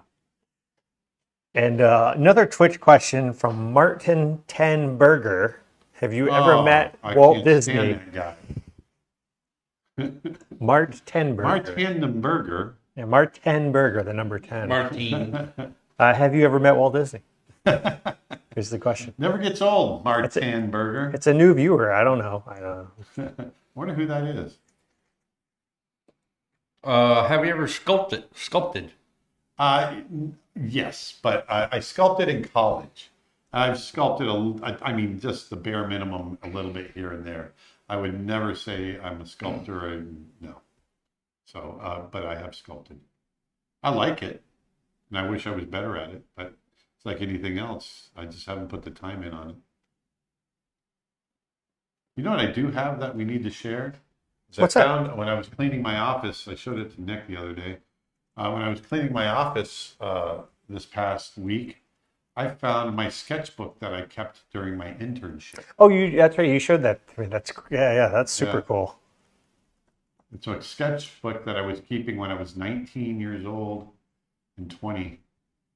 I got pictures of Walt Stanchfield in there. I drew of him in caricatures I did from life, and people. It's just cool.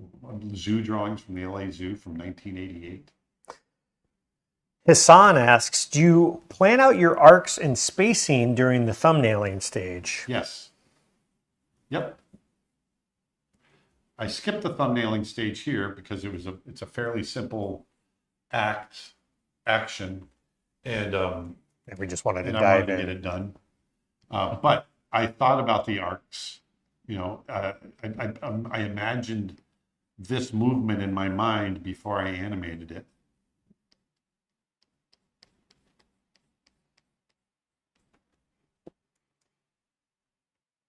No way. No way. So I'm going to hit this a little harder.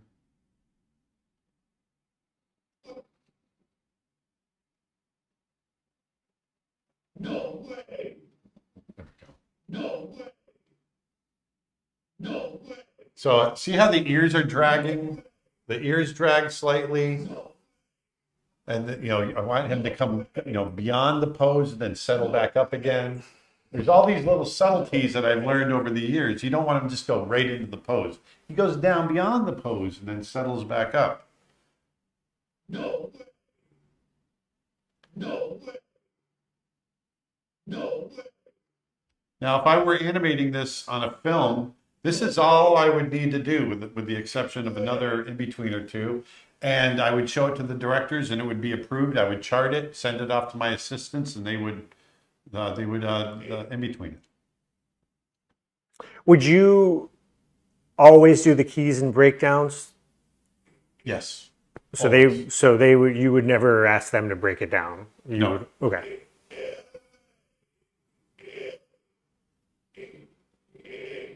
Hey. No, I would never ask them to break it down. That's my job. So, otherwise, there were animators that that did that. They're like, come on, dude. We had one guy in particular that I don't even think he's in the industry anymore.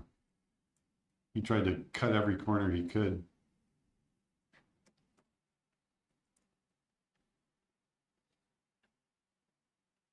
Burned a lot of bridges, that guy.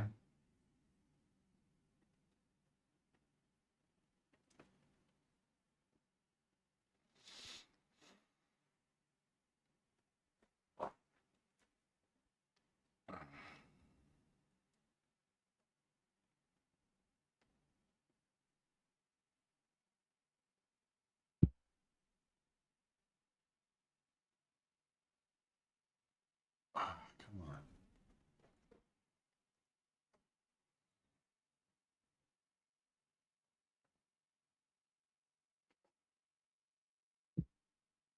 Trying to get that nose nice and consistent. Got a little lag going on my brush here, so it's struggling with it a little bit.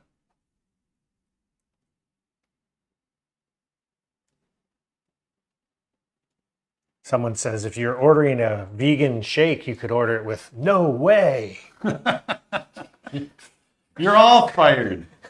Martin, you see what you've done? You're fired. You're fired. You're fired. Love it.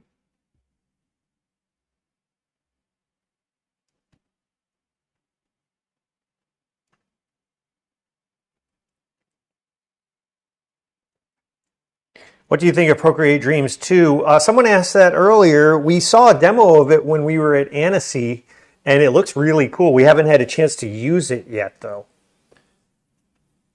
Nick uses "we" very sparingly, very loosely, I should say.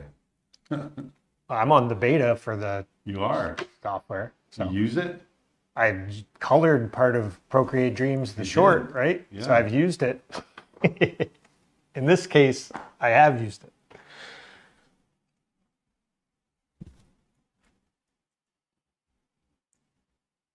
But yes, generally speaking, you're right. I use it liberally. Zounji says, "Hey gang, I'm a bit late because I was teaching." Soundy. I don't think he was on the member stream, right? It wasn't. Yeah, so thank you for that awesome article you wrote, Zounji. It was great. Good writing, by the way. Yeah, he's a really good writer. I've been reading a Yeah. bunch of his blogs. Zounji, post the link. I'll share it on the other platforms. Just don't have it handy.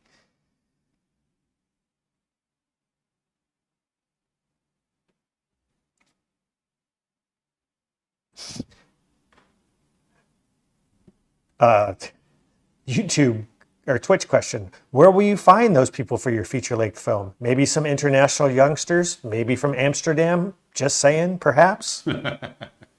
Maybe. I definitely would love for it to be international and just have people working from wherever they live. I think there's a strong chance, given what we know about collaborative funding, that Yeah. that will be the case in some capacity. Yeah.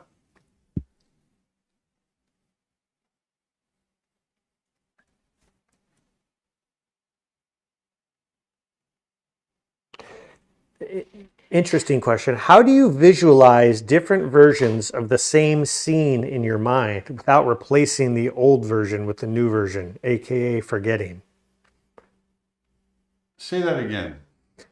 How do you visualize different versions of the same scene in your mind without forgetting the old one, I think is what they're trying to get at. I don't know that I do. I don't. I'll try. Well, the only thing I would do experimentally to try different versions of a scene is playing with timing. But I don't. I really, especially when I'm sitting down to animate a more complex shot, I experiment or visualize different versions of the scene when I'm in the story sketch. I mean, the thumbnail stage. So when I get to the point where I'm actually animating, I'm not trying different versions or even visualizing different versions. Oh, that Amsterdam comment was from Femke, Oh, who was just at our boot yes. camp. She's still, is she, oh, she's back home now. Yeah, probably just got home. Yeah, because what's 20th. today? Today is, oh, she's been home for 2 days now. Yeah.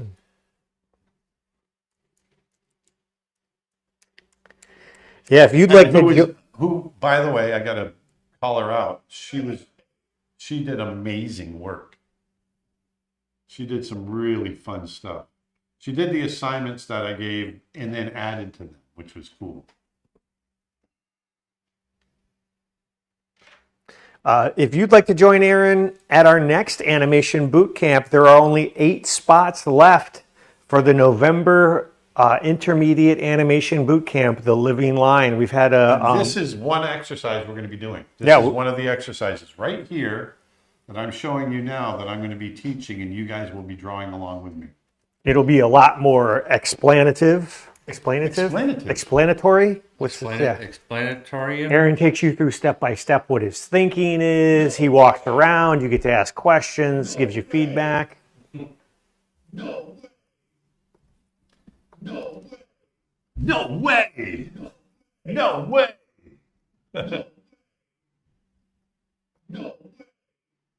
Yeah. I wonder if we can change pitch. Can you change pitch in Premiere without changing speed? I know you can in Adobe Audition, which is their sound It'd program. be cool to get a deeper. Like a, You can definitely apply effects. That would do it. Yeah, I'm sure if you look at the list, there's probably something in there that can do it. no way! Okay, I'm going to do one more drawing and then we're done.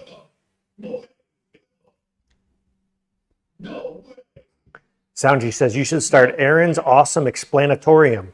Explanatorium. Oh, Zaji. I like it. I do too. That'd be a good name for like a sub-series on YouTube. Aaron's Awesome. We've got Aaron's Art Tips, and we'll have Aaron's Awesome Explanatorium. Metov on Explanatorium. What? on YouTube writes, he works so fast, total control. That's amazing. Well, I've been doing it for 37 years. He's kind of a big deal. But I've been doing it for a long time, and I've learned what works and what doesn't. Oh, thank you, Julie. Julie says Dustin should have done it. He's a baritone.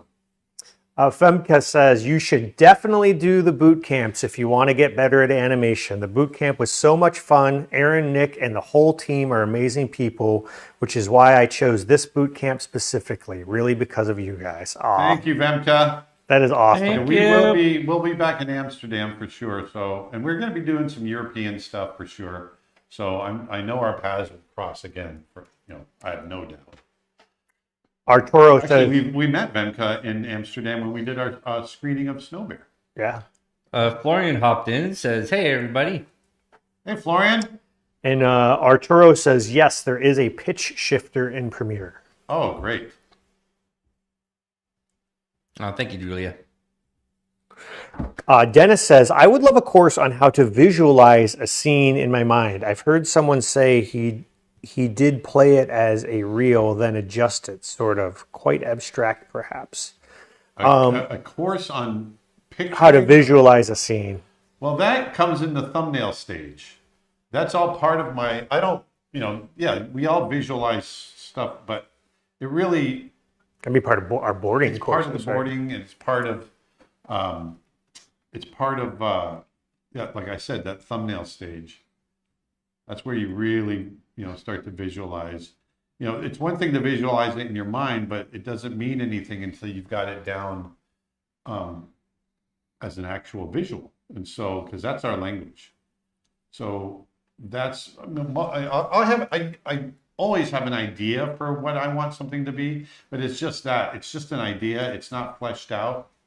It's not until I actually, put stylus to screen or pencil to paper that it actually starts to come alive. And the development, that's the development stage. That's where I start exploring, because I can only do so much in my mind. Most of it is putting it down on paper and exploring it that way to see what works and what doesn't. If just to elaborate on that, I want to let people know that a lot of that sort of scene planning and stuff, that's part of the storyboarding phase or the, planning your shots. We have 3 different courses on storyboarding on our websites. We've got one by Lyndon Ruddy, one by Woody Woodman, and one by Tim Hodge, all of which there's some overlap in what they teach, but there's also personal approaches that you're going to learn a lot from. I would highly recommend any one of those courses and that whole idea of taking a script and planning it out, that's the job of the story artist. Yeah. I'm a big advocate of learning the same subject from different people to get different points of view, which is why we have several people teaching the same things on our site. We've got David Coleman that teaches a lot of the same stuff that I teach with the animal drawing, and we'll have one other person coming on that's going to be doing the same thing as well. So I learned so much at Disney from learning from different animators that all taught me basically how to animate, but I got to see different approaches on how to animate. Let me elaborate. Goes into storyboarding as well. Let me dive into that. So, yeah. What's something? I know you've talked at length about Glenn and kind of his passion and approach to teaching, but you obviously worked so close with Mark Henn. What would be something that you would say you picked up from Mark? Mark Henn, I really learned a lot about simplicity of expression. You know that thing that I'm always teaching with character design and expression, where I'm talking about those iconic happy faces and mad face and sad face. That's verbatim a lesson that Mark Henn gave me, because I was struggling with expressions and they were getting too complex. And he said, "Look at this," and he just drew a happy face. He goes, "That's happy. And there's a reason that's happy, because it's simple and we all recognize it as happy. Put that into your expressions." And that really, really stuck. And so I've taught that ever since. And then you were also with Mark Kausler, right? With Mark Kausler, yeah. Mark Kausler was, he's the most brilliant, super Tex Avery type animator, type guy, and that's where I learned that kind of stuff from. Like the Roger Rabbit stuff. Roger Rabbit stuff, yeah. He literally helped develop the character Roger Rabbit. That's awesome. Yeah. No way. No way. There we go. No way. So I would go in and in between this again, but no, it's all there. No. Nay. No way. No way. No. There it is. No way. No way. No way. I would give it a little more time. If I wanted to, we could give it a little more time, put the mark in. All right, I'm going to do it. This is my equivalent of one more thing. There's always one more thing.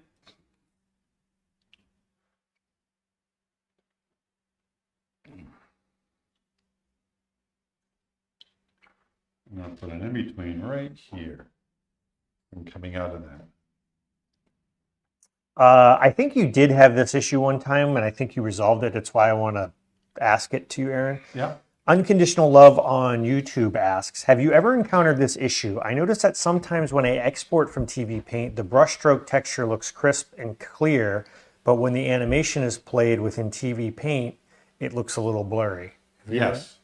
That's it has to do with the playback mode or whatever. It's buffering it, It's right? buffering, yeah. So I think it's on purpose. It's actually doing that. It'll drop the resolution to play it back. Yeah, you can change your playback resolution. It's on the side somewhere. But it's doing it on purpose to make the playback rate correct. Yeah. When you're, so it's going to drop the resolution to make it playback smooth, essentially. It's under project. Because when you're trying to play back for timing, you want accuracy. Yeah, you can actually, like I said, you can adjust it. If you've got a really fast computer, then that's great. But yeah, so there you go. When buying art supplies, this is a Twitch question. How do you know if it's good based or good to your liking? Is it difficult? It can be difficult with things like ink pens. How do you pick out your art supplies? It all comes with discovery, experimentation and discovery. And then once I find something, I stick with it. So, I've been doing art long enough now that I know what I like. Winsor Newton watercolor and, Winsor Newton oils. They're all expensive, but you get what you pay for, kind of thing. And, certain pens, the Bimoji brush pens I love. All of that stuff. That I go back to the well each time. Now, that said, another thing we talk about, though, is don't get hung up on the tool. Exactly. Make art with whatever supplies you can afford. If you go along and you can afford better tools later, invest in better tools. Don't let that hold you back from making art. I did a demo, animating with crayons. So yeah. You can make art with anything, but there's definitely great supplies out there that are better than others for sure. But one of the most common questions I get is, what pencil are you using? Well, I've got pencils that I use, but I've gone through 100 different brands of pencils that I've loved over the years. I'm just currently using, the one that I use. Can you show the pencil you used one more time, the 2B pencil? I missed where you Yes, got it. You go over to the side and hover on the edge, and it opens up a menu, and it's the 4th row down, 2nd pencil over from the left. And 2B. If I hover there, it says 2B. 2B or not 2B? No, in this case, it is 2B. It is 2B.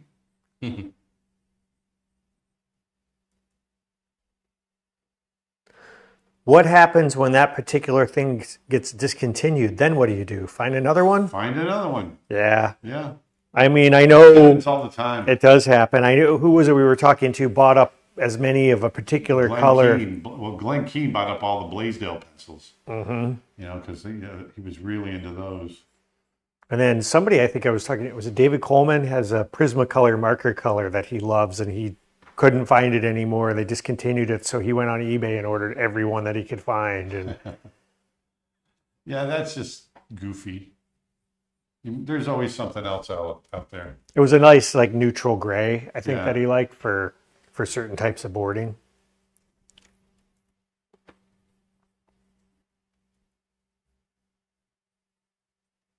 Have you ever tried animating with a fountain pen? I love them, especially Namiki pens. Very sensitive. No, I haven't. I've animated with Sharpies.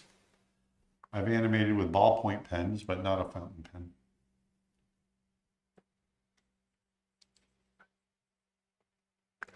pen. Twitch comment.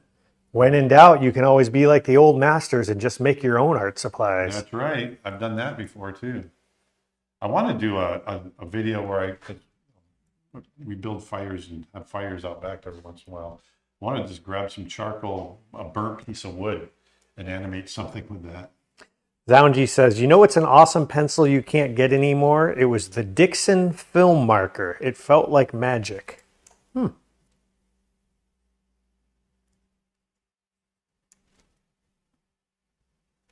No way. Yeah way. No way. Yeah, I just got them coming in a little better, a little more pause before the no way. No way. So there's little things that I've done in here. I created a different tilt. His head's tilted one way and then tilted the other way here. Little things like that. Created a little, it's not just an up and down. There's an arc. There's a swirl to the movement in there. little things in there that give the animation fluidity.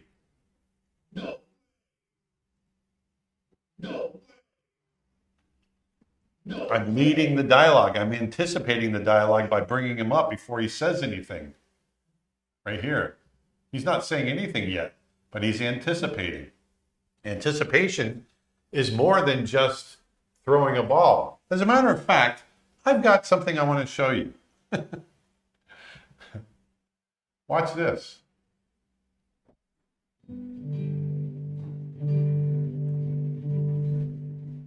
The second principle of animation is anticipation. This is what sets up the audience for what's about to happen. Think of a baseball pitch. You don't just throw the ball. You wind up first. That little wind up gives the action baseball. In animation, anticipation directs the viewer's eye and prepares them for the main action. But it's not just in movement. You see anticipation in acting and even in dialogue. Pause before a punchline, a glance before a reaction. All of it primes the audience.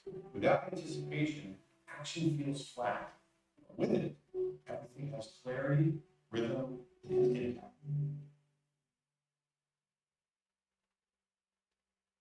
So there you go. You just got a little sneak peek of what my new series that I'm going to be putting out on the 12 fundamentals of animation. But that's, anticipation is more than just, like I said, throwing a ball, rearing back and throwing the ball. It's, dialogue right here. We're anticipating the dialogue by bringing him up. Then he talks, and then he delivers the line. Soundji says, this animation is like an overripe banana, simply appealing.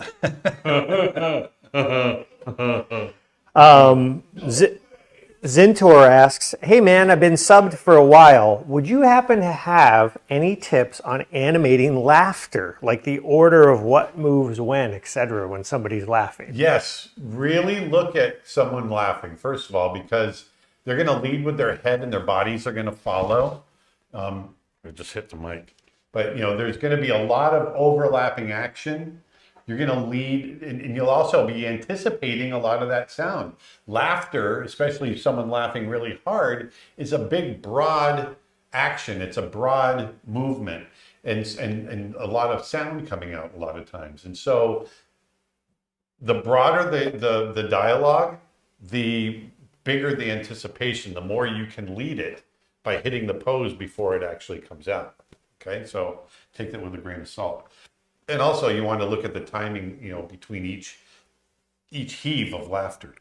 When you said animating laughter, the first thing that popped into my head was the scene in The Lion King. I laugh in the face of danger. Yes. Now, maybe that should be one of your actions, your 12 your actions every animator should know. Yeah, actually. We have a course coming out on that. 20 actions every animator should know. Coming soon to Creature Art Teacher. All right. We did it. I'll play it one more time. No way. One more thing. Actually, we've got 18 drawings in here. I could color it really quick. Sure. We got time? No. We haven't been out of 2.5 hours. While you start doing that, I want to let people know that tomorrow we are screening Snow Bear for lifetime members. If you want to become a lifetime member to Creature Art Teacher, it gets you everything on the website. That's everything we currently offer, plus everything we have forever. All of our annual all of our courses, all of our Photoshop brushes, all of our artist photo packs. You can go to creatureartteacher.com and sign up for an annual membership. Annual memberships are not going to last forever, so get it while you can, because tomorrow, as a special perk for lifetime members, you get to be the very first to see Snow Bear. And if you can't tune in tomorrow, we're going to have an encore presentation the following weekend. Yeah, I'm excited to finally get to share it. We are really excited about that. Nick and I have been wanting to do this for a long time. Aaron, do we got time? Bear. No way!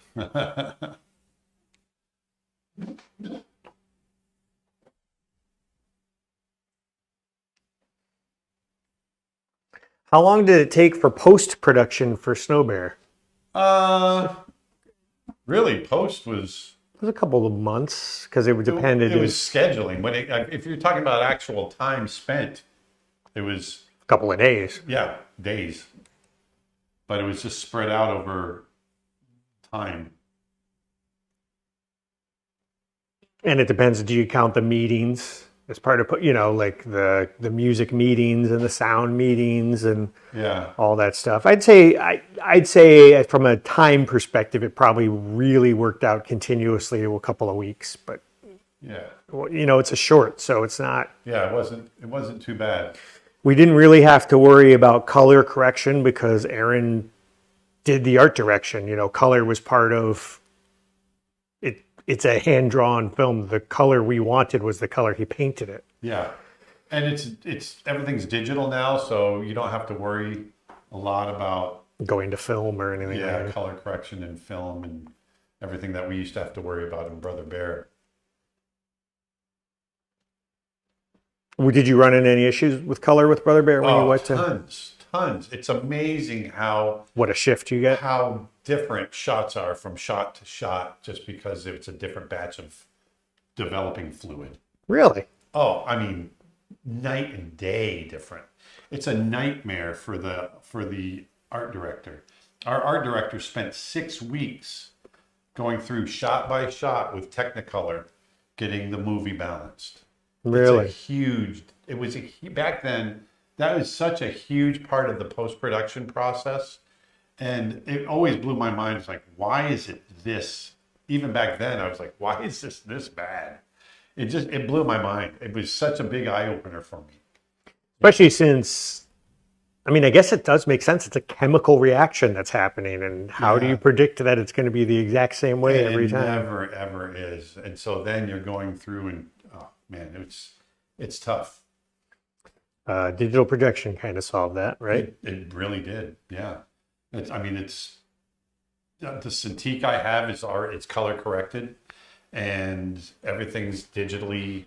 It's not a thing anymore, at all. At least not for my eye and my point of view. What is the tool Aaron is using to automatically fill the color in TV Paint? This is the color and texture layer in TV Paint. That is smart, and it just automatically fills. I go through and draw in basically where I want it to fill, and it's going to fill everything. Now, because I'm so sketchy with it, I'm going to go in just really quickly and manually paint some of the other features, like the muzzle, the nose, and the eyes. You don't think it'll get the eyes? No, well, I probably could do the eyes, but I left a lot of the eyes open. I didn't close them off. If you look, you'll notice that none of the eyes are closed off. It's a little hard for me to see with the glare, but none of the eyes are closed off. But I got the basic silhouette done. Right there. It works pretty good. Right there. Oh, I'm going to fix that right there. Fill in that spot. Now what I can do is create a new layer right here. New animation layer. And right there, I can start adding different color. Follow up to the post-production comment on Twitch. The Faith says, I can't wait to listen to the score. It's a beautiful score. It's a beautiful score. We're actually we've talked to them about the possibility of it being released as a soundtrack. It's they're Mark and Marlon are interested in doing that, so that might happen. So you might be able to stream it eventually. Yes.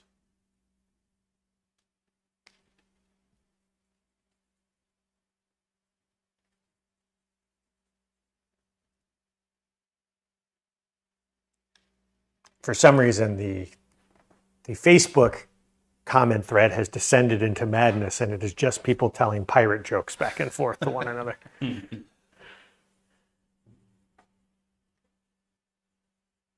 We'll see how this looks. If it doesn't look that great, then I'll just go back to the line test.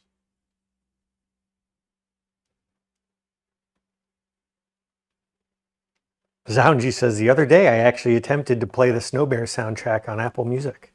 I bet you it didn't work, because it's not there. We'll never It'd be nice able. if it was. We'll never be able to get away with playing it. But man, when you found that DVD of the demos or CD of the demos from Phil Collins, Oh yeah. that was pretty cool. Yeah. Aaron has a CD of demo tracks that Phil Collins did while he was working on the music. I was like, man, how cool would it be to be able to play that on I know. maybe on our member stream one day. Yeah, actually, that's a good idea. That's a great idea. Yeah, I can definitely do that. I gotta find the CD again. I think it's over at Marshall's. Faith says, I hope to catch you and Aaron next year at Annecy. My friend and I are planning to go for the first time. Yeah, we hope to be there again.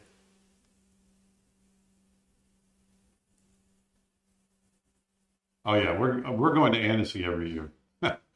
That's all right. At least it's a. I love the city, the town. And honestly, from a business standpoint, you get more meetings done there. Well, that's the thing. So it makes sense to go from a business standpoint. So it's a good excuse. Exactly. I think that's why We just everybody got to goes. start bringing our families. Yeah. The old ball and chain. Yeah. No, we've been dying to bring them. It's like, Yeah. if you ever get the chance to go to Annecy, France, do it. My only regret on this last one is that we never made it out in the boat. Yeah, I know. The first time we went out on the boat. That was a great day. Either. It's hilarious to me that Chuck did the paragliding there. I know. Good for him. We did do bikes this time, though, and that I highly recommend. Bikes are the way to get around. Wouldn't you agree, Aaron? That was great. We should have done that day one. Once we did it, we were like, why weren't we doing this the whole time? I know. It's faster than taking the Ubers or the cabs because half the time you get stuck in the traffic.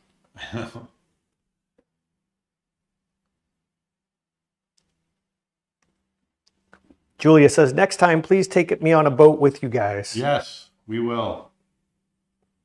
I wish we could rent like a big pontoon boat. Oh, That would be awesome. Get like 9-10 people on it. Yeah. I want to go swimming in that one. Which, by the way, I'm ready for my beach. I've almost got my beach bod back. I hit a new low today. I've officially lost. Oops. Let's see. Did I do that right now? Raul says, add Phil Collins demos as another reason for me to get a membership. Go for it. Yeah. Seriously, it sounds like I just said seriously and my phone lit up like it thought I was saying Siri. That's funny.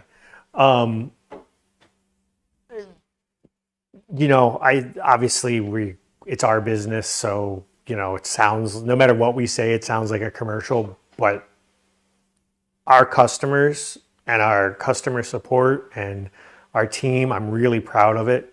And, I am confident that you won't regret it. I am DB. It took me a second. I was like, what? Yeah, because when you were saying I thought you could say I am DB. I am DB. So I was wondering what your total weight loss is so far. Oh yeah, so that's what I was going to say. It's 61 pounds. I've hit my 61 pound mark. Man, it's crazy.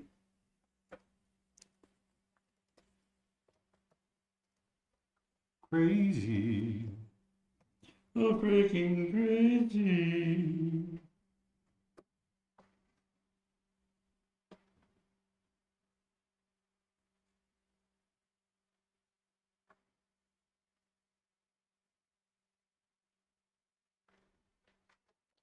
A little darker with it, just a touch.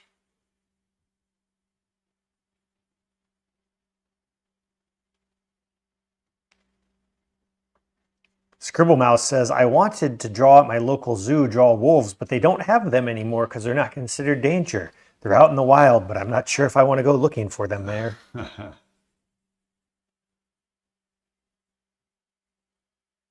Not sure where you're at, but we've seen them in the wild at Yellowstone. Yeah, wolves aren't dangerous usually.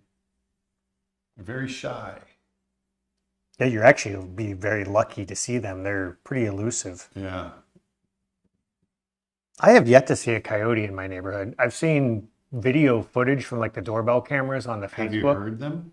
Because they'll yip quite a bit. No, I haven't heard them either. So I don't know if they just kind of pass through occasionally. They can be pretty secretive.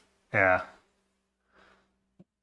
I'm so bummed that they passed the bear hunt in Florida. Did you I see know that? they did it again.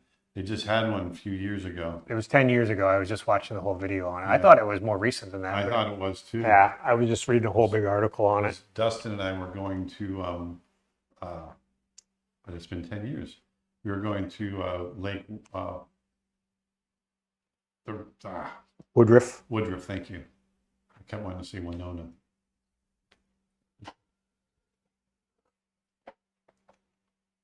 That's the first time I saw a bear in Florida. Oh, it was during that? Yeah. It was on our way back from Lake Woodruff. Yeah, coming back from Lake Woodruff. I've lived in Florida for 40 some odd years and I'd never seen a bear. And I was going out in the woods all the time. But and now I've seen bears like 25 times now in the last several years. Worth pointing out, you've moved to an area now where they're more concentrated. This is the most concentrated area of bears in the entire state.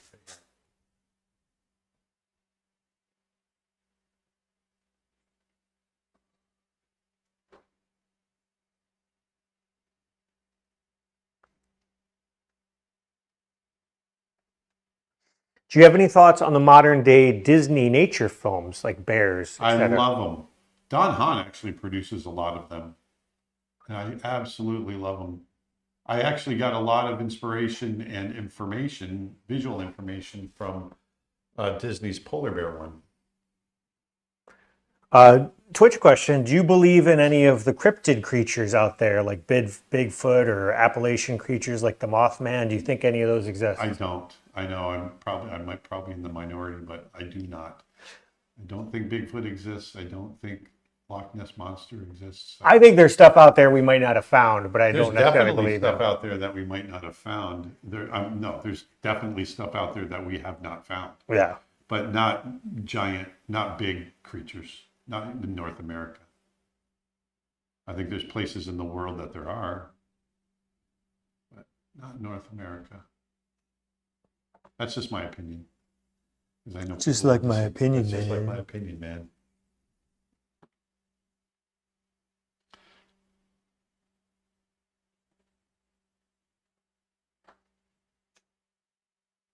Martin says, I don't think Dustin exists.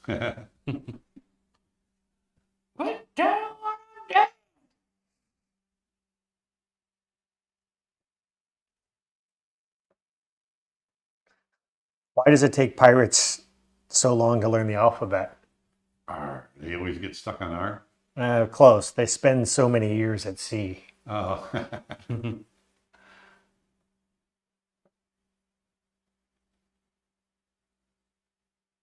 Have you ever been to Kazaranga National Park? No. Where is that? I don't know, I'm going to look it up right now. The most exotic national park I've ever been to was Chitwan National Park in Nepal. This one is in India. Oh, it's close. Speaking of national parks, this is not, it doesn't apply to the India per se, but the national parks in America, tomorrow, August 23rd, is a National Day of Action. We're calling on people watching this stream. We know some of you are watching the replay. It might be August 23rd for you now as you're watching this.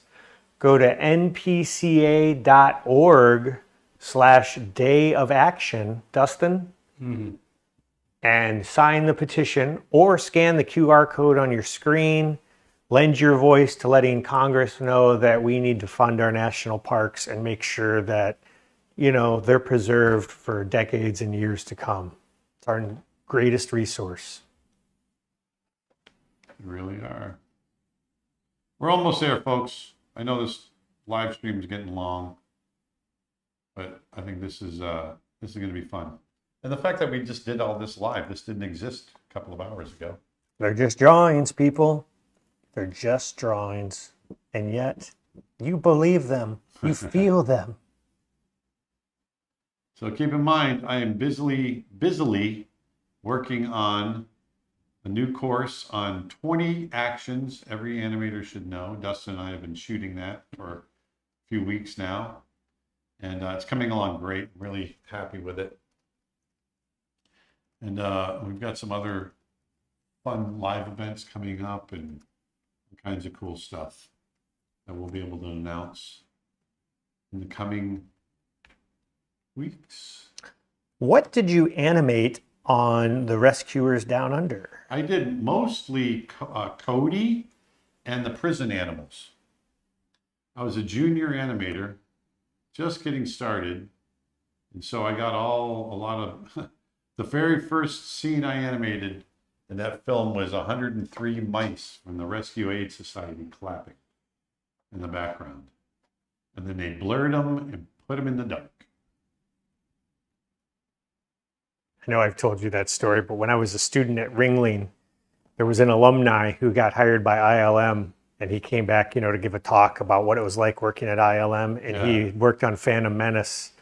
And there's a scene where in Phantom Menace, they go into the village that Jar Jar is from, and they meet the Naboo in the woods. It's where the queen reveals herself as having been in disguise the whole time, and all that. And they meet they meet face to face the Gungans, and he animated these kid Gungans and all this stuff marching through like on the thing, and and he's like, I worked on this shot for a year, and here it is in the final film, and they composited a tree right over top of everything that he did in the foreground. Which is why it's like those 103 mice that I animated that they put in the dark and blurred, that could have been just part of a background element.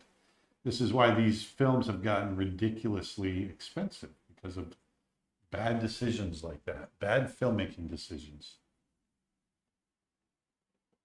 Oh, I forgot this this muzzle. How did I forget that one? Oh, I've got to go back and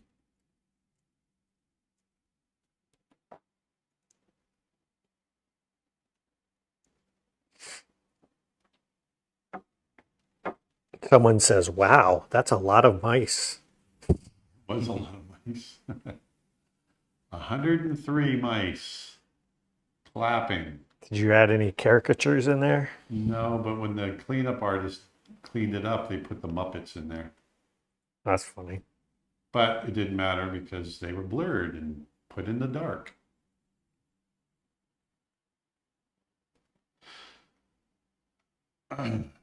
Edwin says, sorry I'm late. What are we up to today? Just joining us. You missed it all. We did some live animation. We started off, actually, Aaron recorded a dialogue track on his phone. He airdropped it over to his computer. Yeah, and I'll play it back here in just a couple minutes. And then we animated a little lip sync. Yeah, and then We, using that term again. and then I'm adding some color now. After I do this, I just got to do the inside of the mouth and the teeth.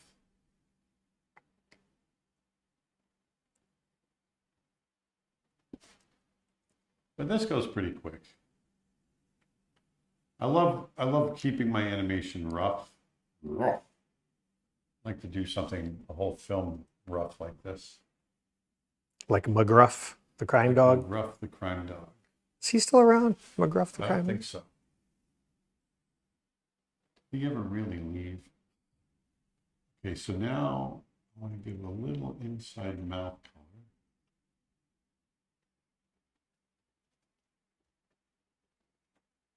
color. Oh, too red.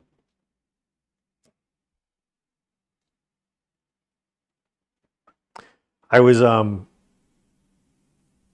listening to the radio the other day, and Kronk, or whatever, the voice actor from Kronk.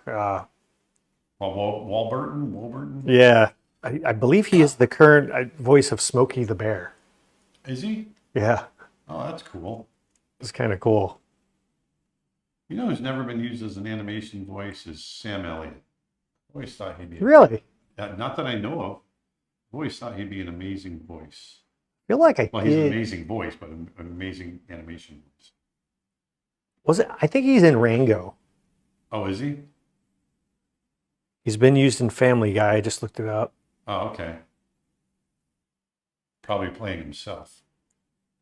He apparently did a voice in the live-action Lady and the Tramp remake. Oh, okay. Well, then I stand corrected. Oh, Good Dinosaur. I knew it in one. He's in Good Dinosaur. I was like, I know I've heard that voice. He's one of the T-Rexes in Good Dinosaur. There's a film that goes under the radar. I think it's a good film. I found it very strange in its design, how real the environments were and how cartoony the characters were. Rivers loved that movie. Yeah, I like it too. It's got a lot of heart, and I really enjoyed it. It's underrated for sure.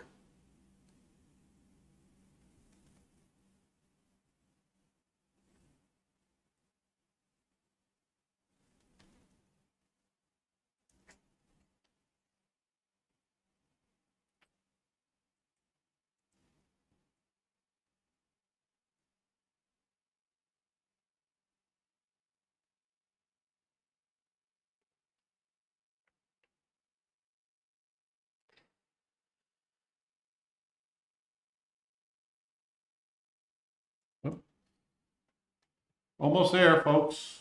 Folks. Aaron, was that animation of the mice in the opening sequence where they deliver the messages around the world done by James Baxter? I can't remember. I'd have to go back and look. But it might be. They're in shadow. They're in the dark. They're in the background. I can't remember what they were clapping for. James did the beetle in the beginning, the very opening that crawls up the stalk before the camera starts flying across the savannah. The one that got me that you said, and I never really thought about it. Obviously, I knew he did Rafiki, but just that animation with the bowl. Yeah, people take it for granted. Yeah, I mean, you just don't think about it as a kid. You just see it and you go. Yeah. But then you're like, no, it's a round bowl in perfect perspective. Yeah. There we go. Let's turn it on. No. So there we go. Just got to put a background in there. I don't know if I have any backgrounds worth putting in there. Breaking news, we are down to now just 7 spots. Hey, we got another one sold. For the camping boot camp. Boot champ. For the camping boot champ. I don't even know where I was going for the animation workshop in Orlando, Florida in November. If you want to join us, there are now just 7 spots left. There were 30. There's only 7. It's going to sell out. Go to creatureartteacher.com/live. Yeah. I got an idea, folks. Oh no, that never goes well. Let's see here. We're now over 75% sold out on that.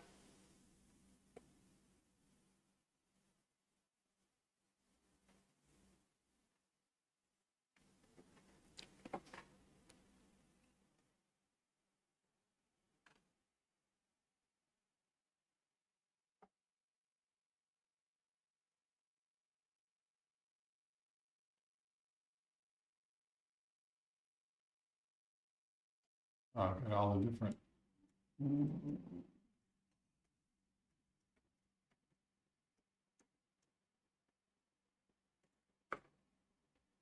There, I'm going to put this in. So it's.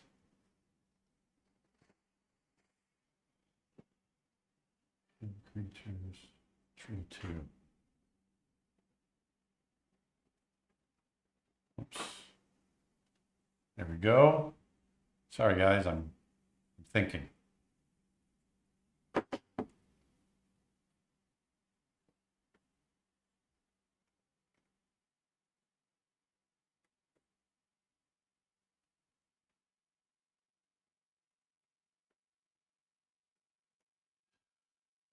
Come on, man. Come on.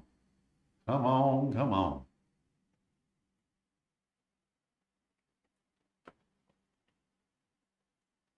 Da, da, da, da, da, da.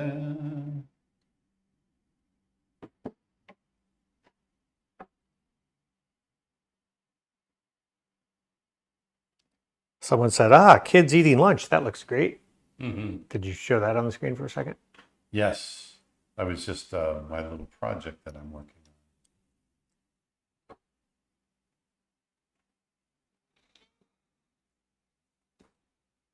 So we're going to knock this out of focus. Focus. I'm going to go effects, blur, Gaussian blur. Let's knock that up.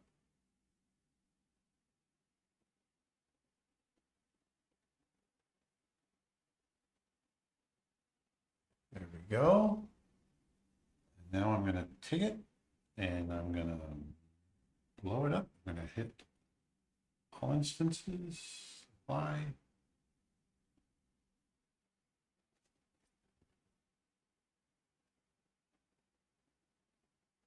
And now I'm going to take it and blow it up.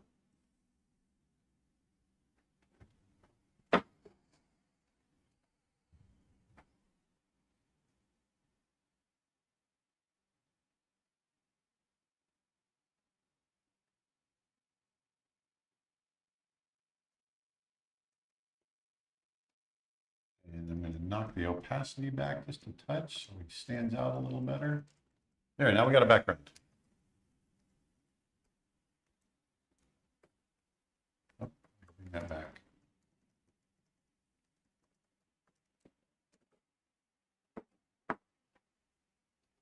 There we go. Now I'll knock that back. There we go.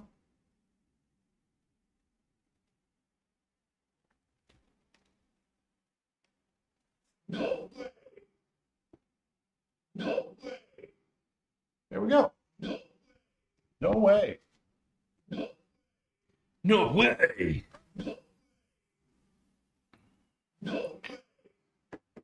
Yes way. Yeah. So there we go, you guys. That was fun. I'm going to knock this back just a little bit more. And then in the background, for no reason, you see a little thing. Yeah, a little thing run by. All right, you guys. Thanks for hanging out. That was fun. That was 3 hours worth of stuff. That's a full day right there. Yeah. So I'm gonna turn off the sound, but that's how you animate a shot in TV Paint. And once again, it was as simple as recording into my phone and airdropping it to my computer and throwing it on there, and now we've got a little piece of animation. So it's a great piece of software. I really recommend TV Paint. I love it. There's other softwares out there that you can also do this with. I just love TV Paint. I use it all the time. And this has been a lot of fun to show you guys. Remember, anticipation is not just, rearing back on something and throwing a ball. It's, you can do it with dialogue, acting, everything else. It's a major fundamental in the world of animation. So we've got that. And remember, we've got our screening of Snow Bear for lifetime members tomorrow, starting at noon Eastern time. So there's still time to become a lifetime member, and become a lifetime member because you're going to get everything on the site currently, plus anything we create for the rest of our lives. Forever. You'll get that. And a little side benefit is you're going to get to see Snow Bear first tomorrow. So all you lifetime members, get ready because we're going to... And it's not just a screening of the short. We're going to do a Q&A session. We've got some behind the scenes making of stuff. So it's a nice... I'm going to give a little presentation. Yeah, it's a nice 90-minute to 2-hour sort of day we're having out of it. So it's going to be fun. And then for those that can't make it tomorrow, for lifetime members, there's an encore presentation the following week. So go to creatureartteacher.com. Sign up today. It's been fun, you guys. Thanks a lot. And we'll be back again next Friday. Bye. Bye-bye.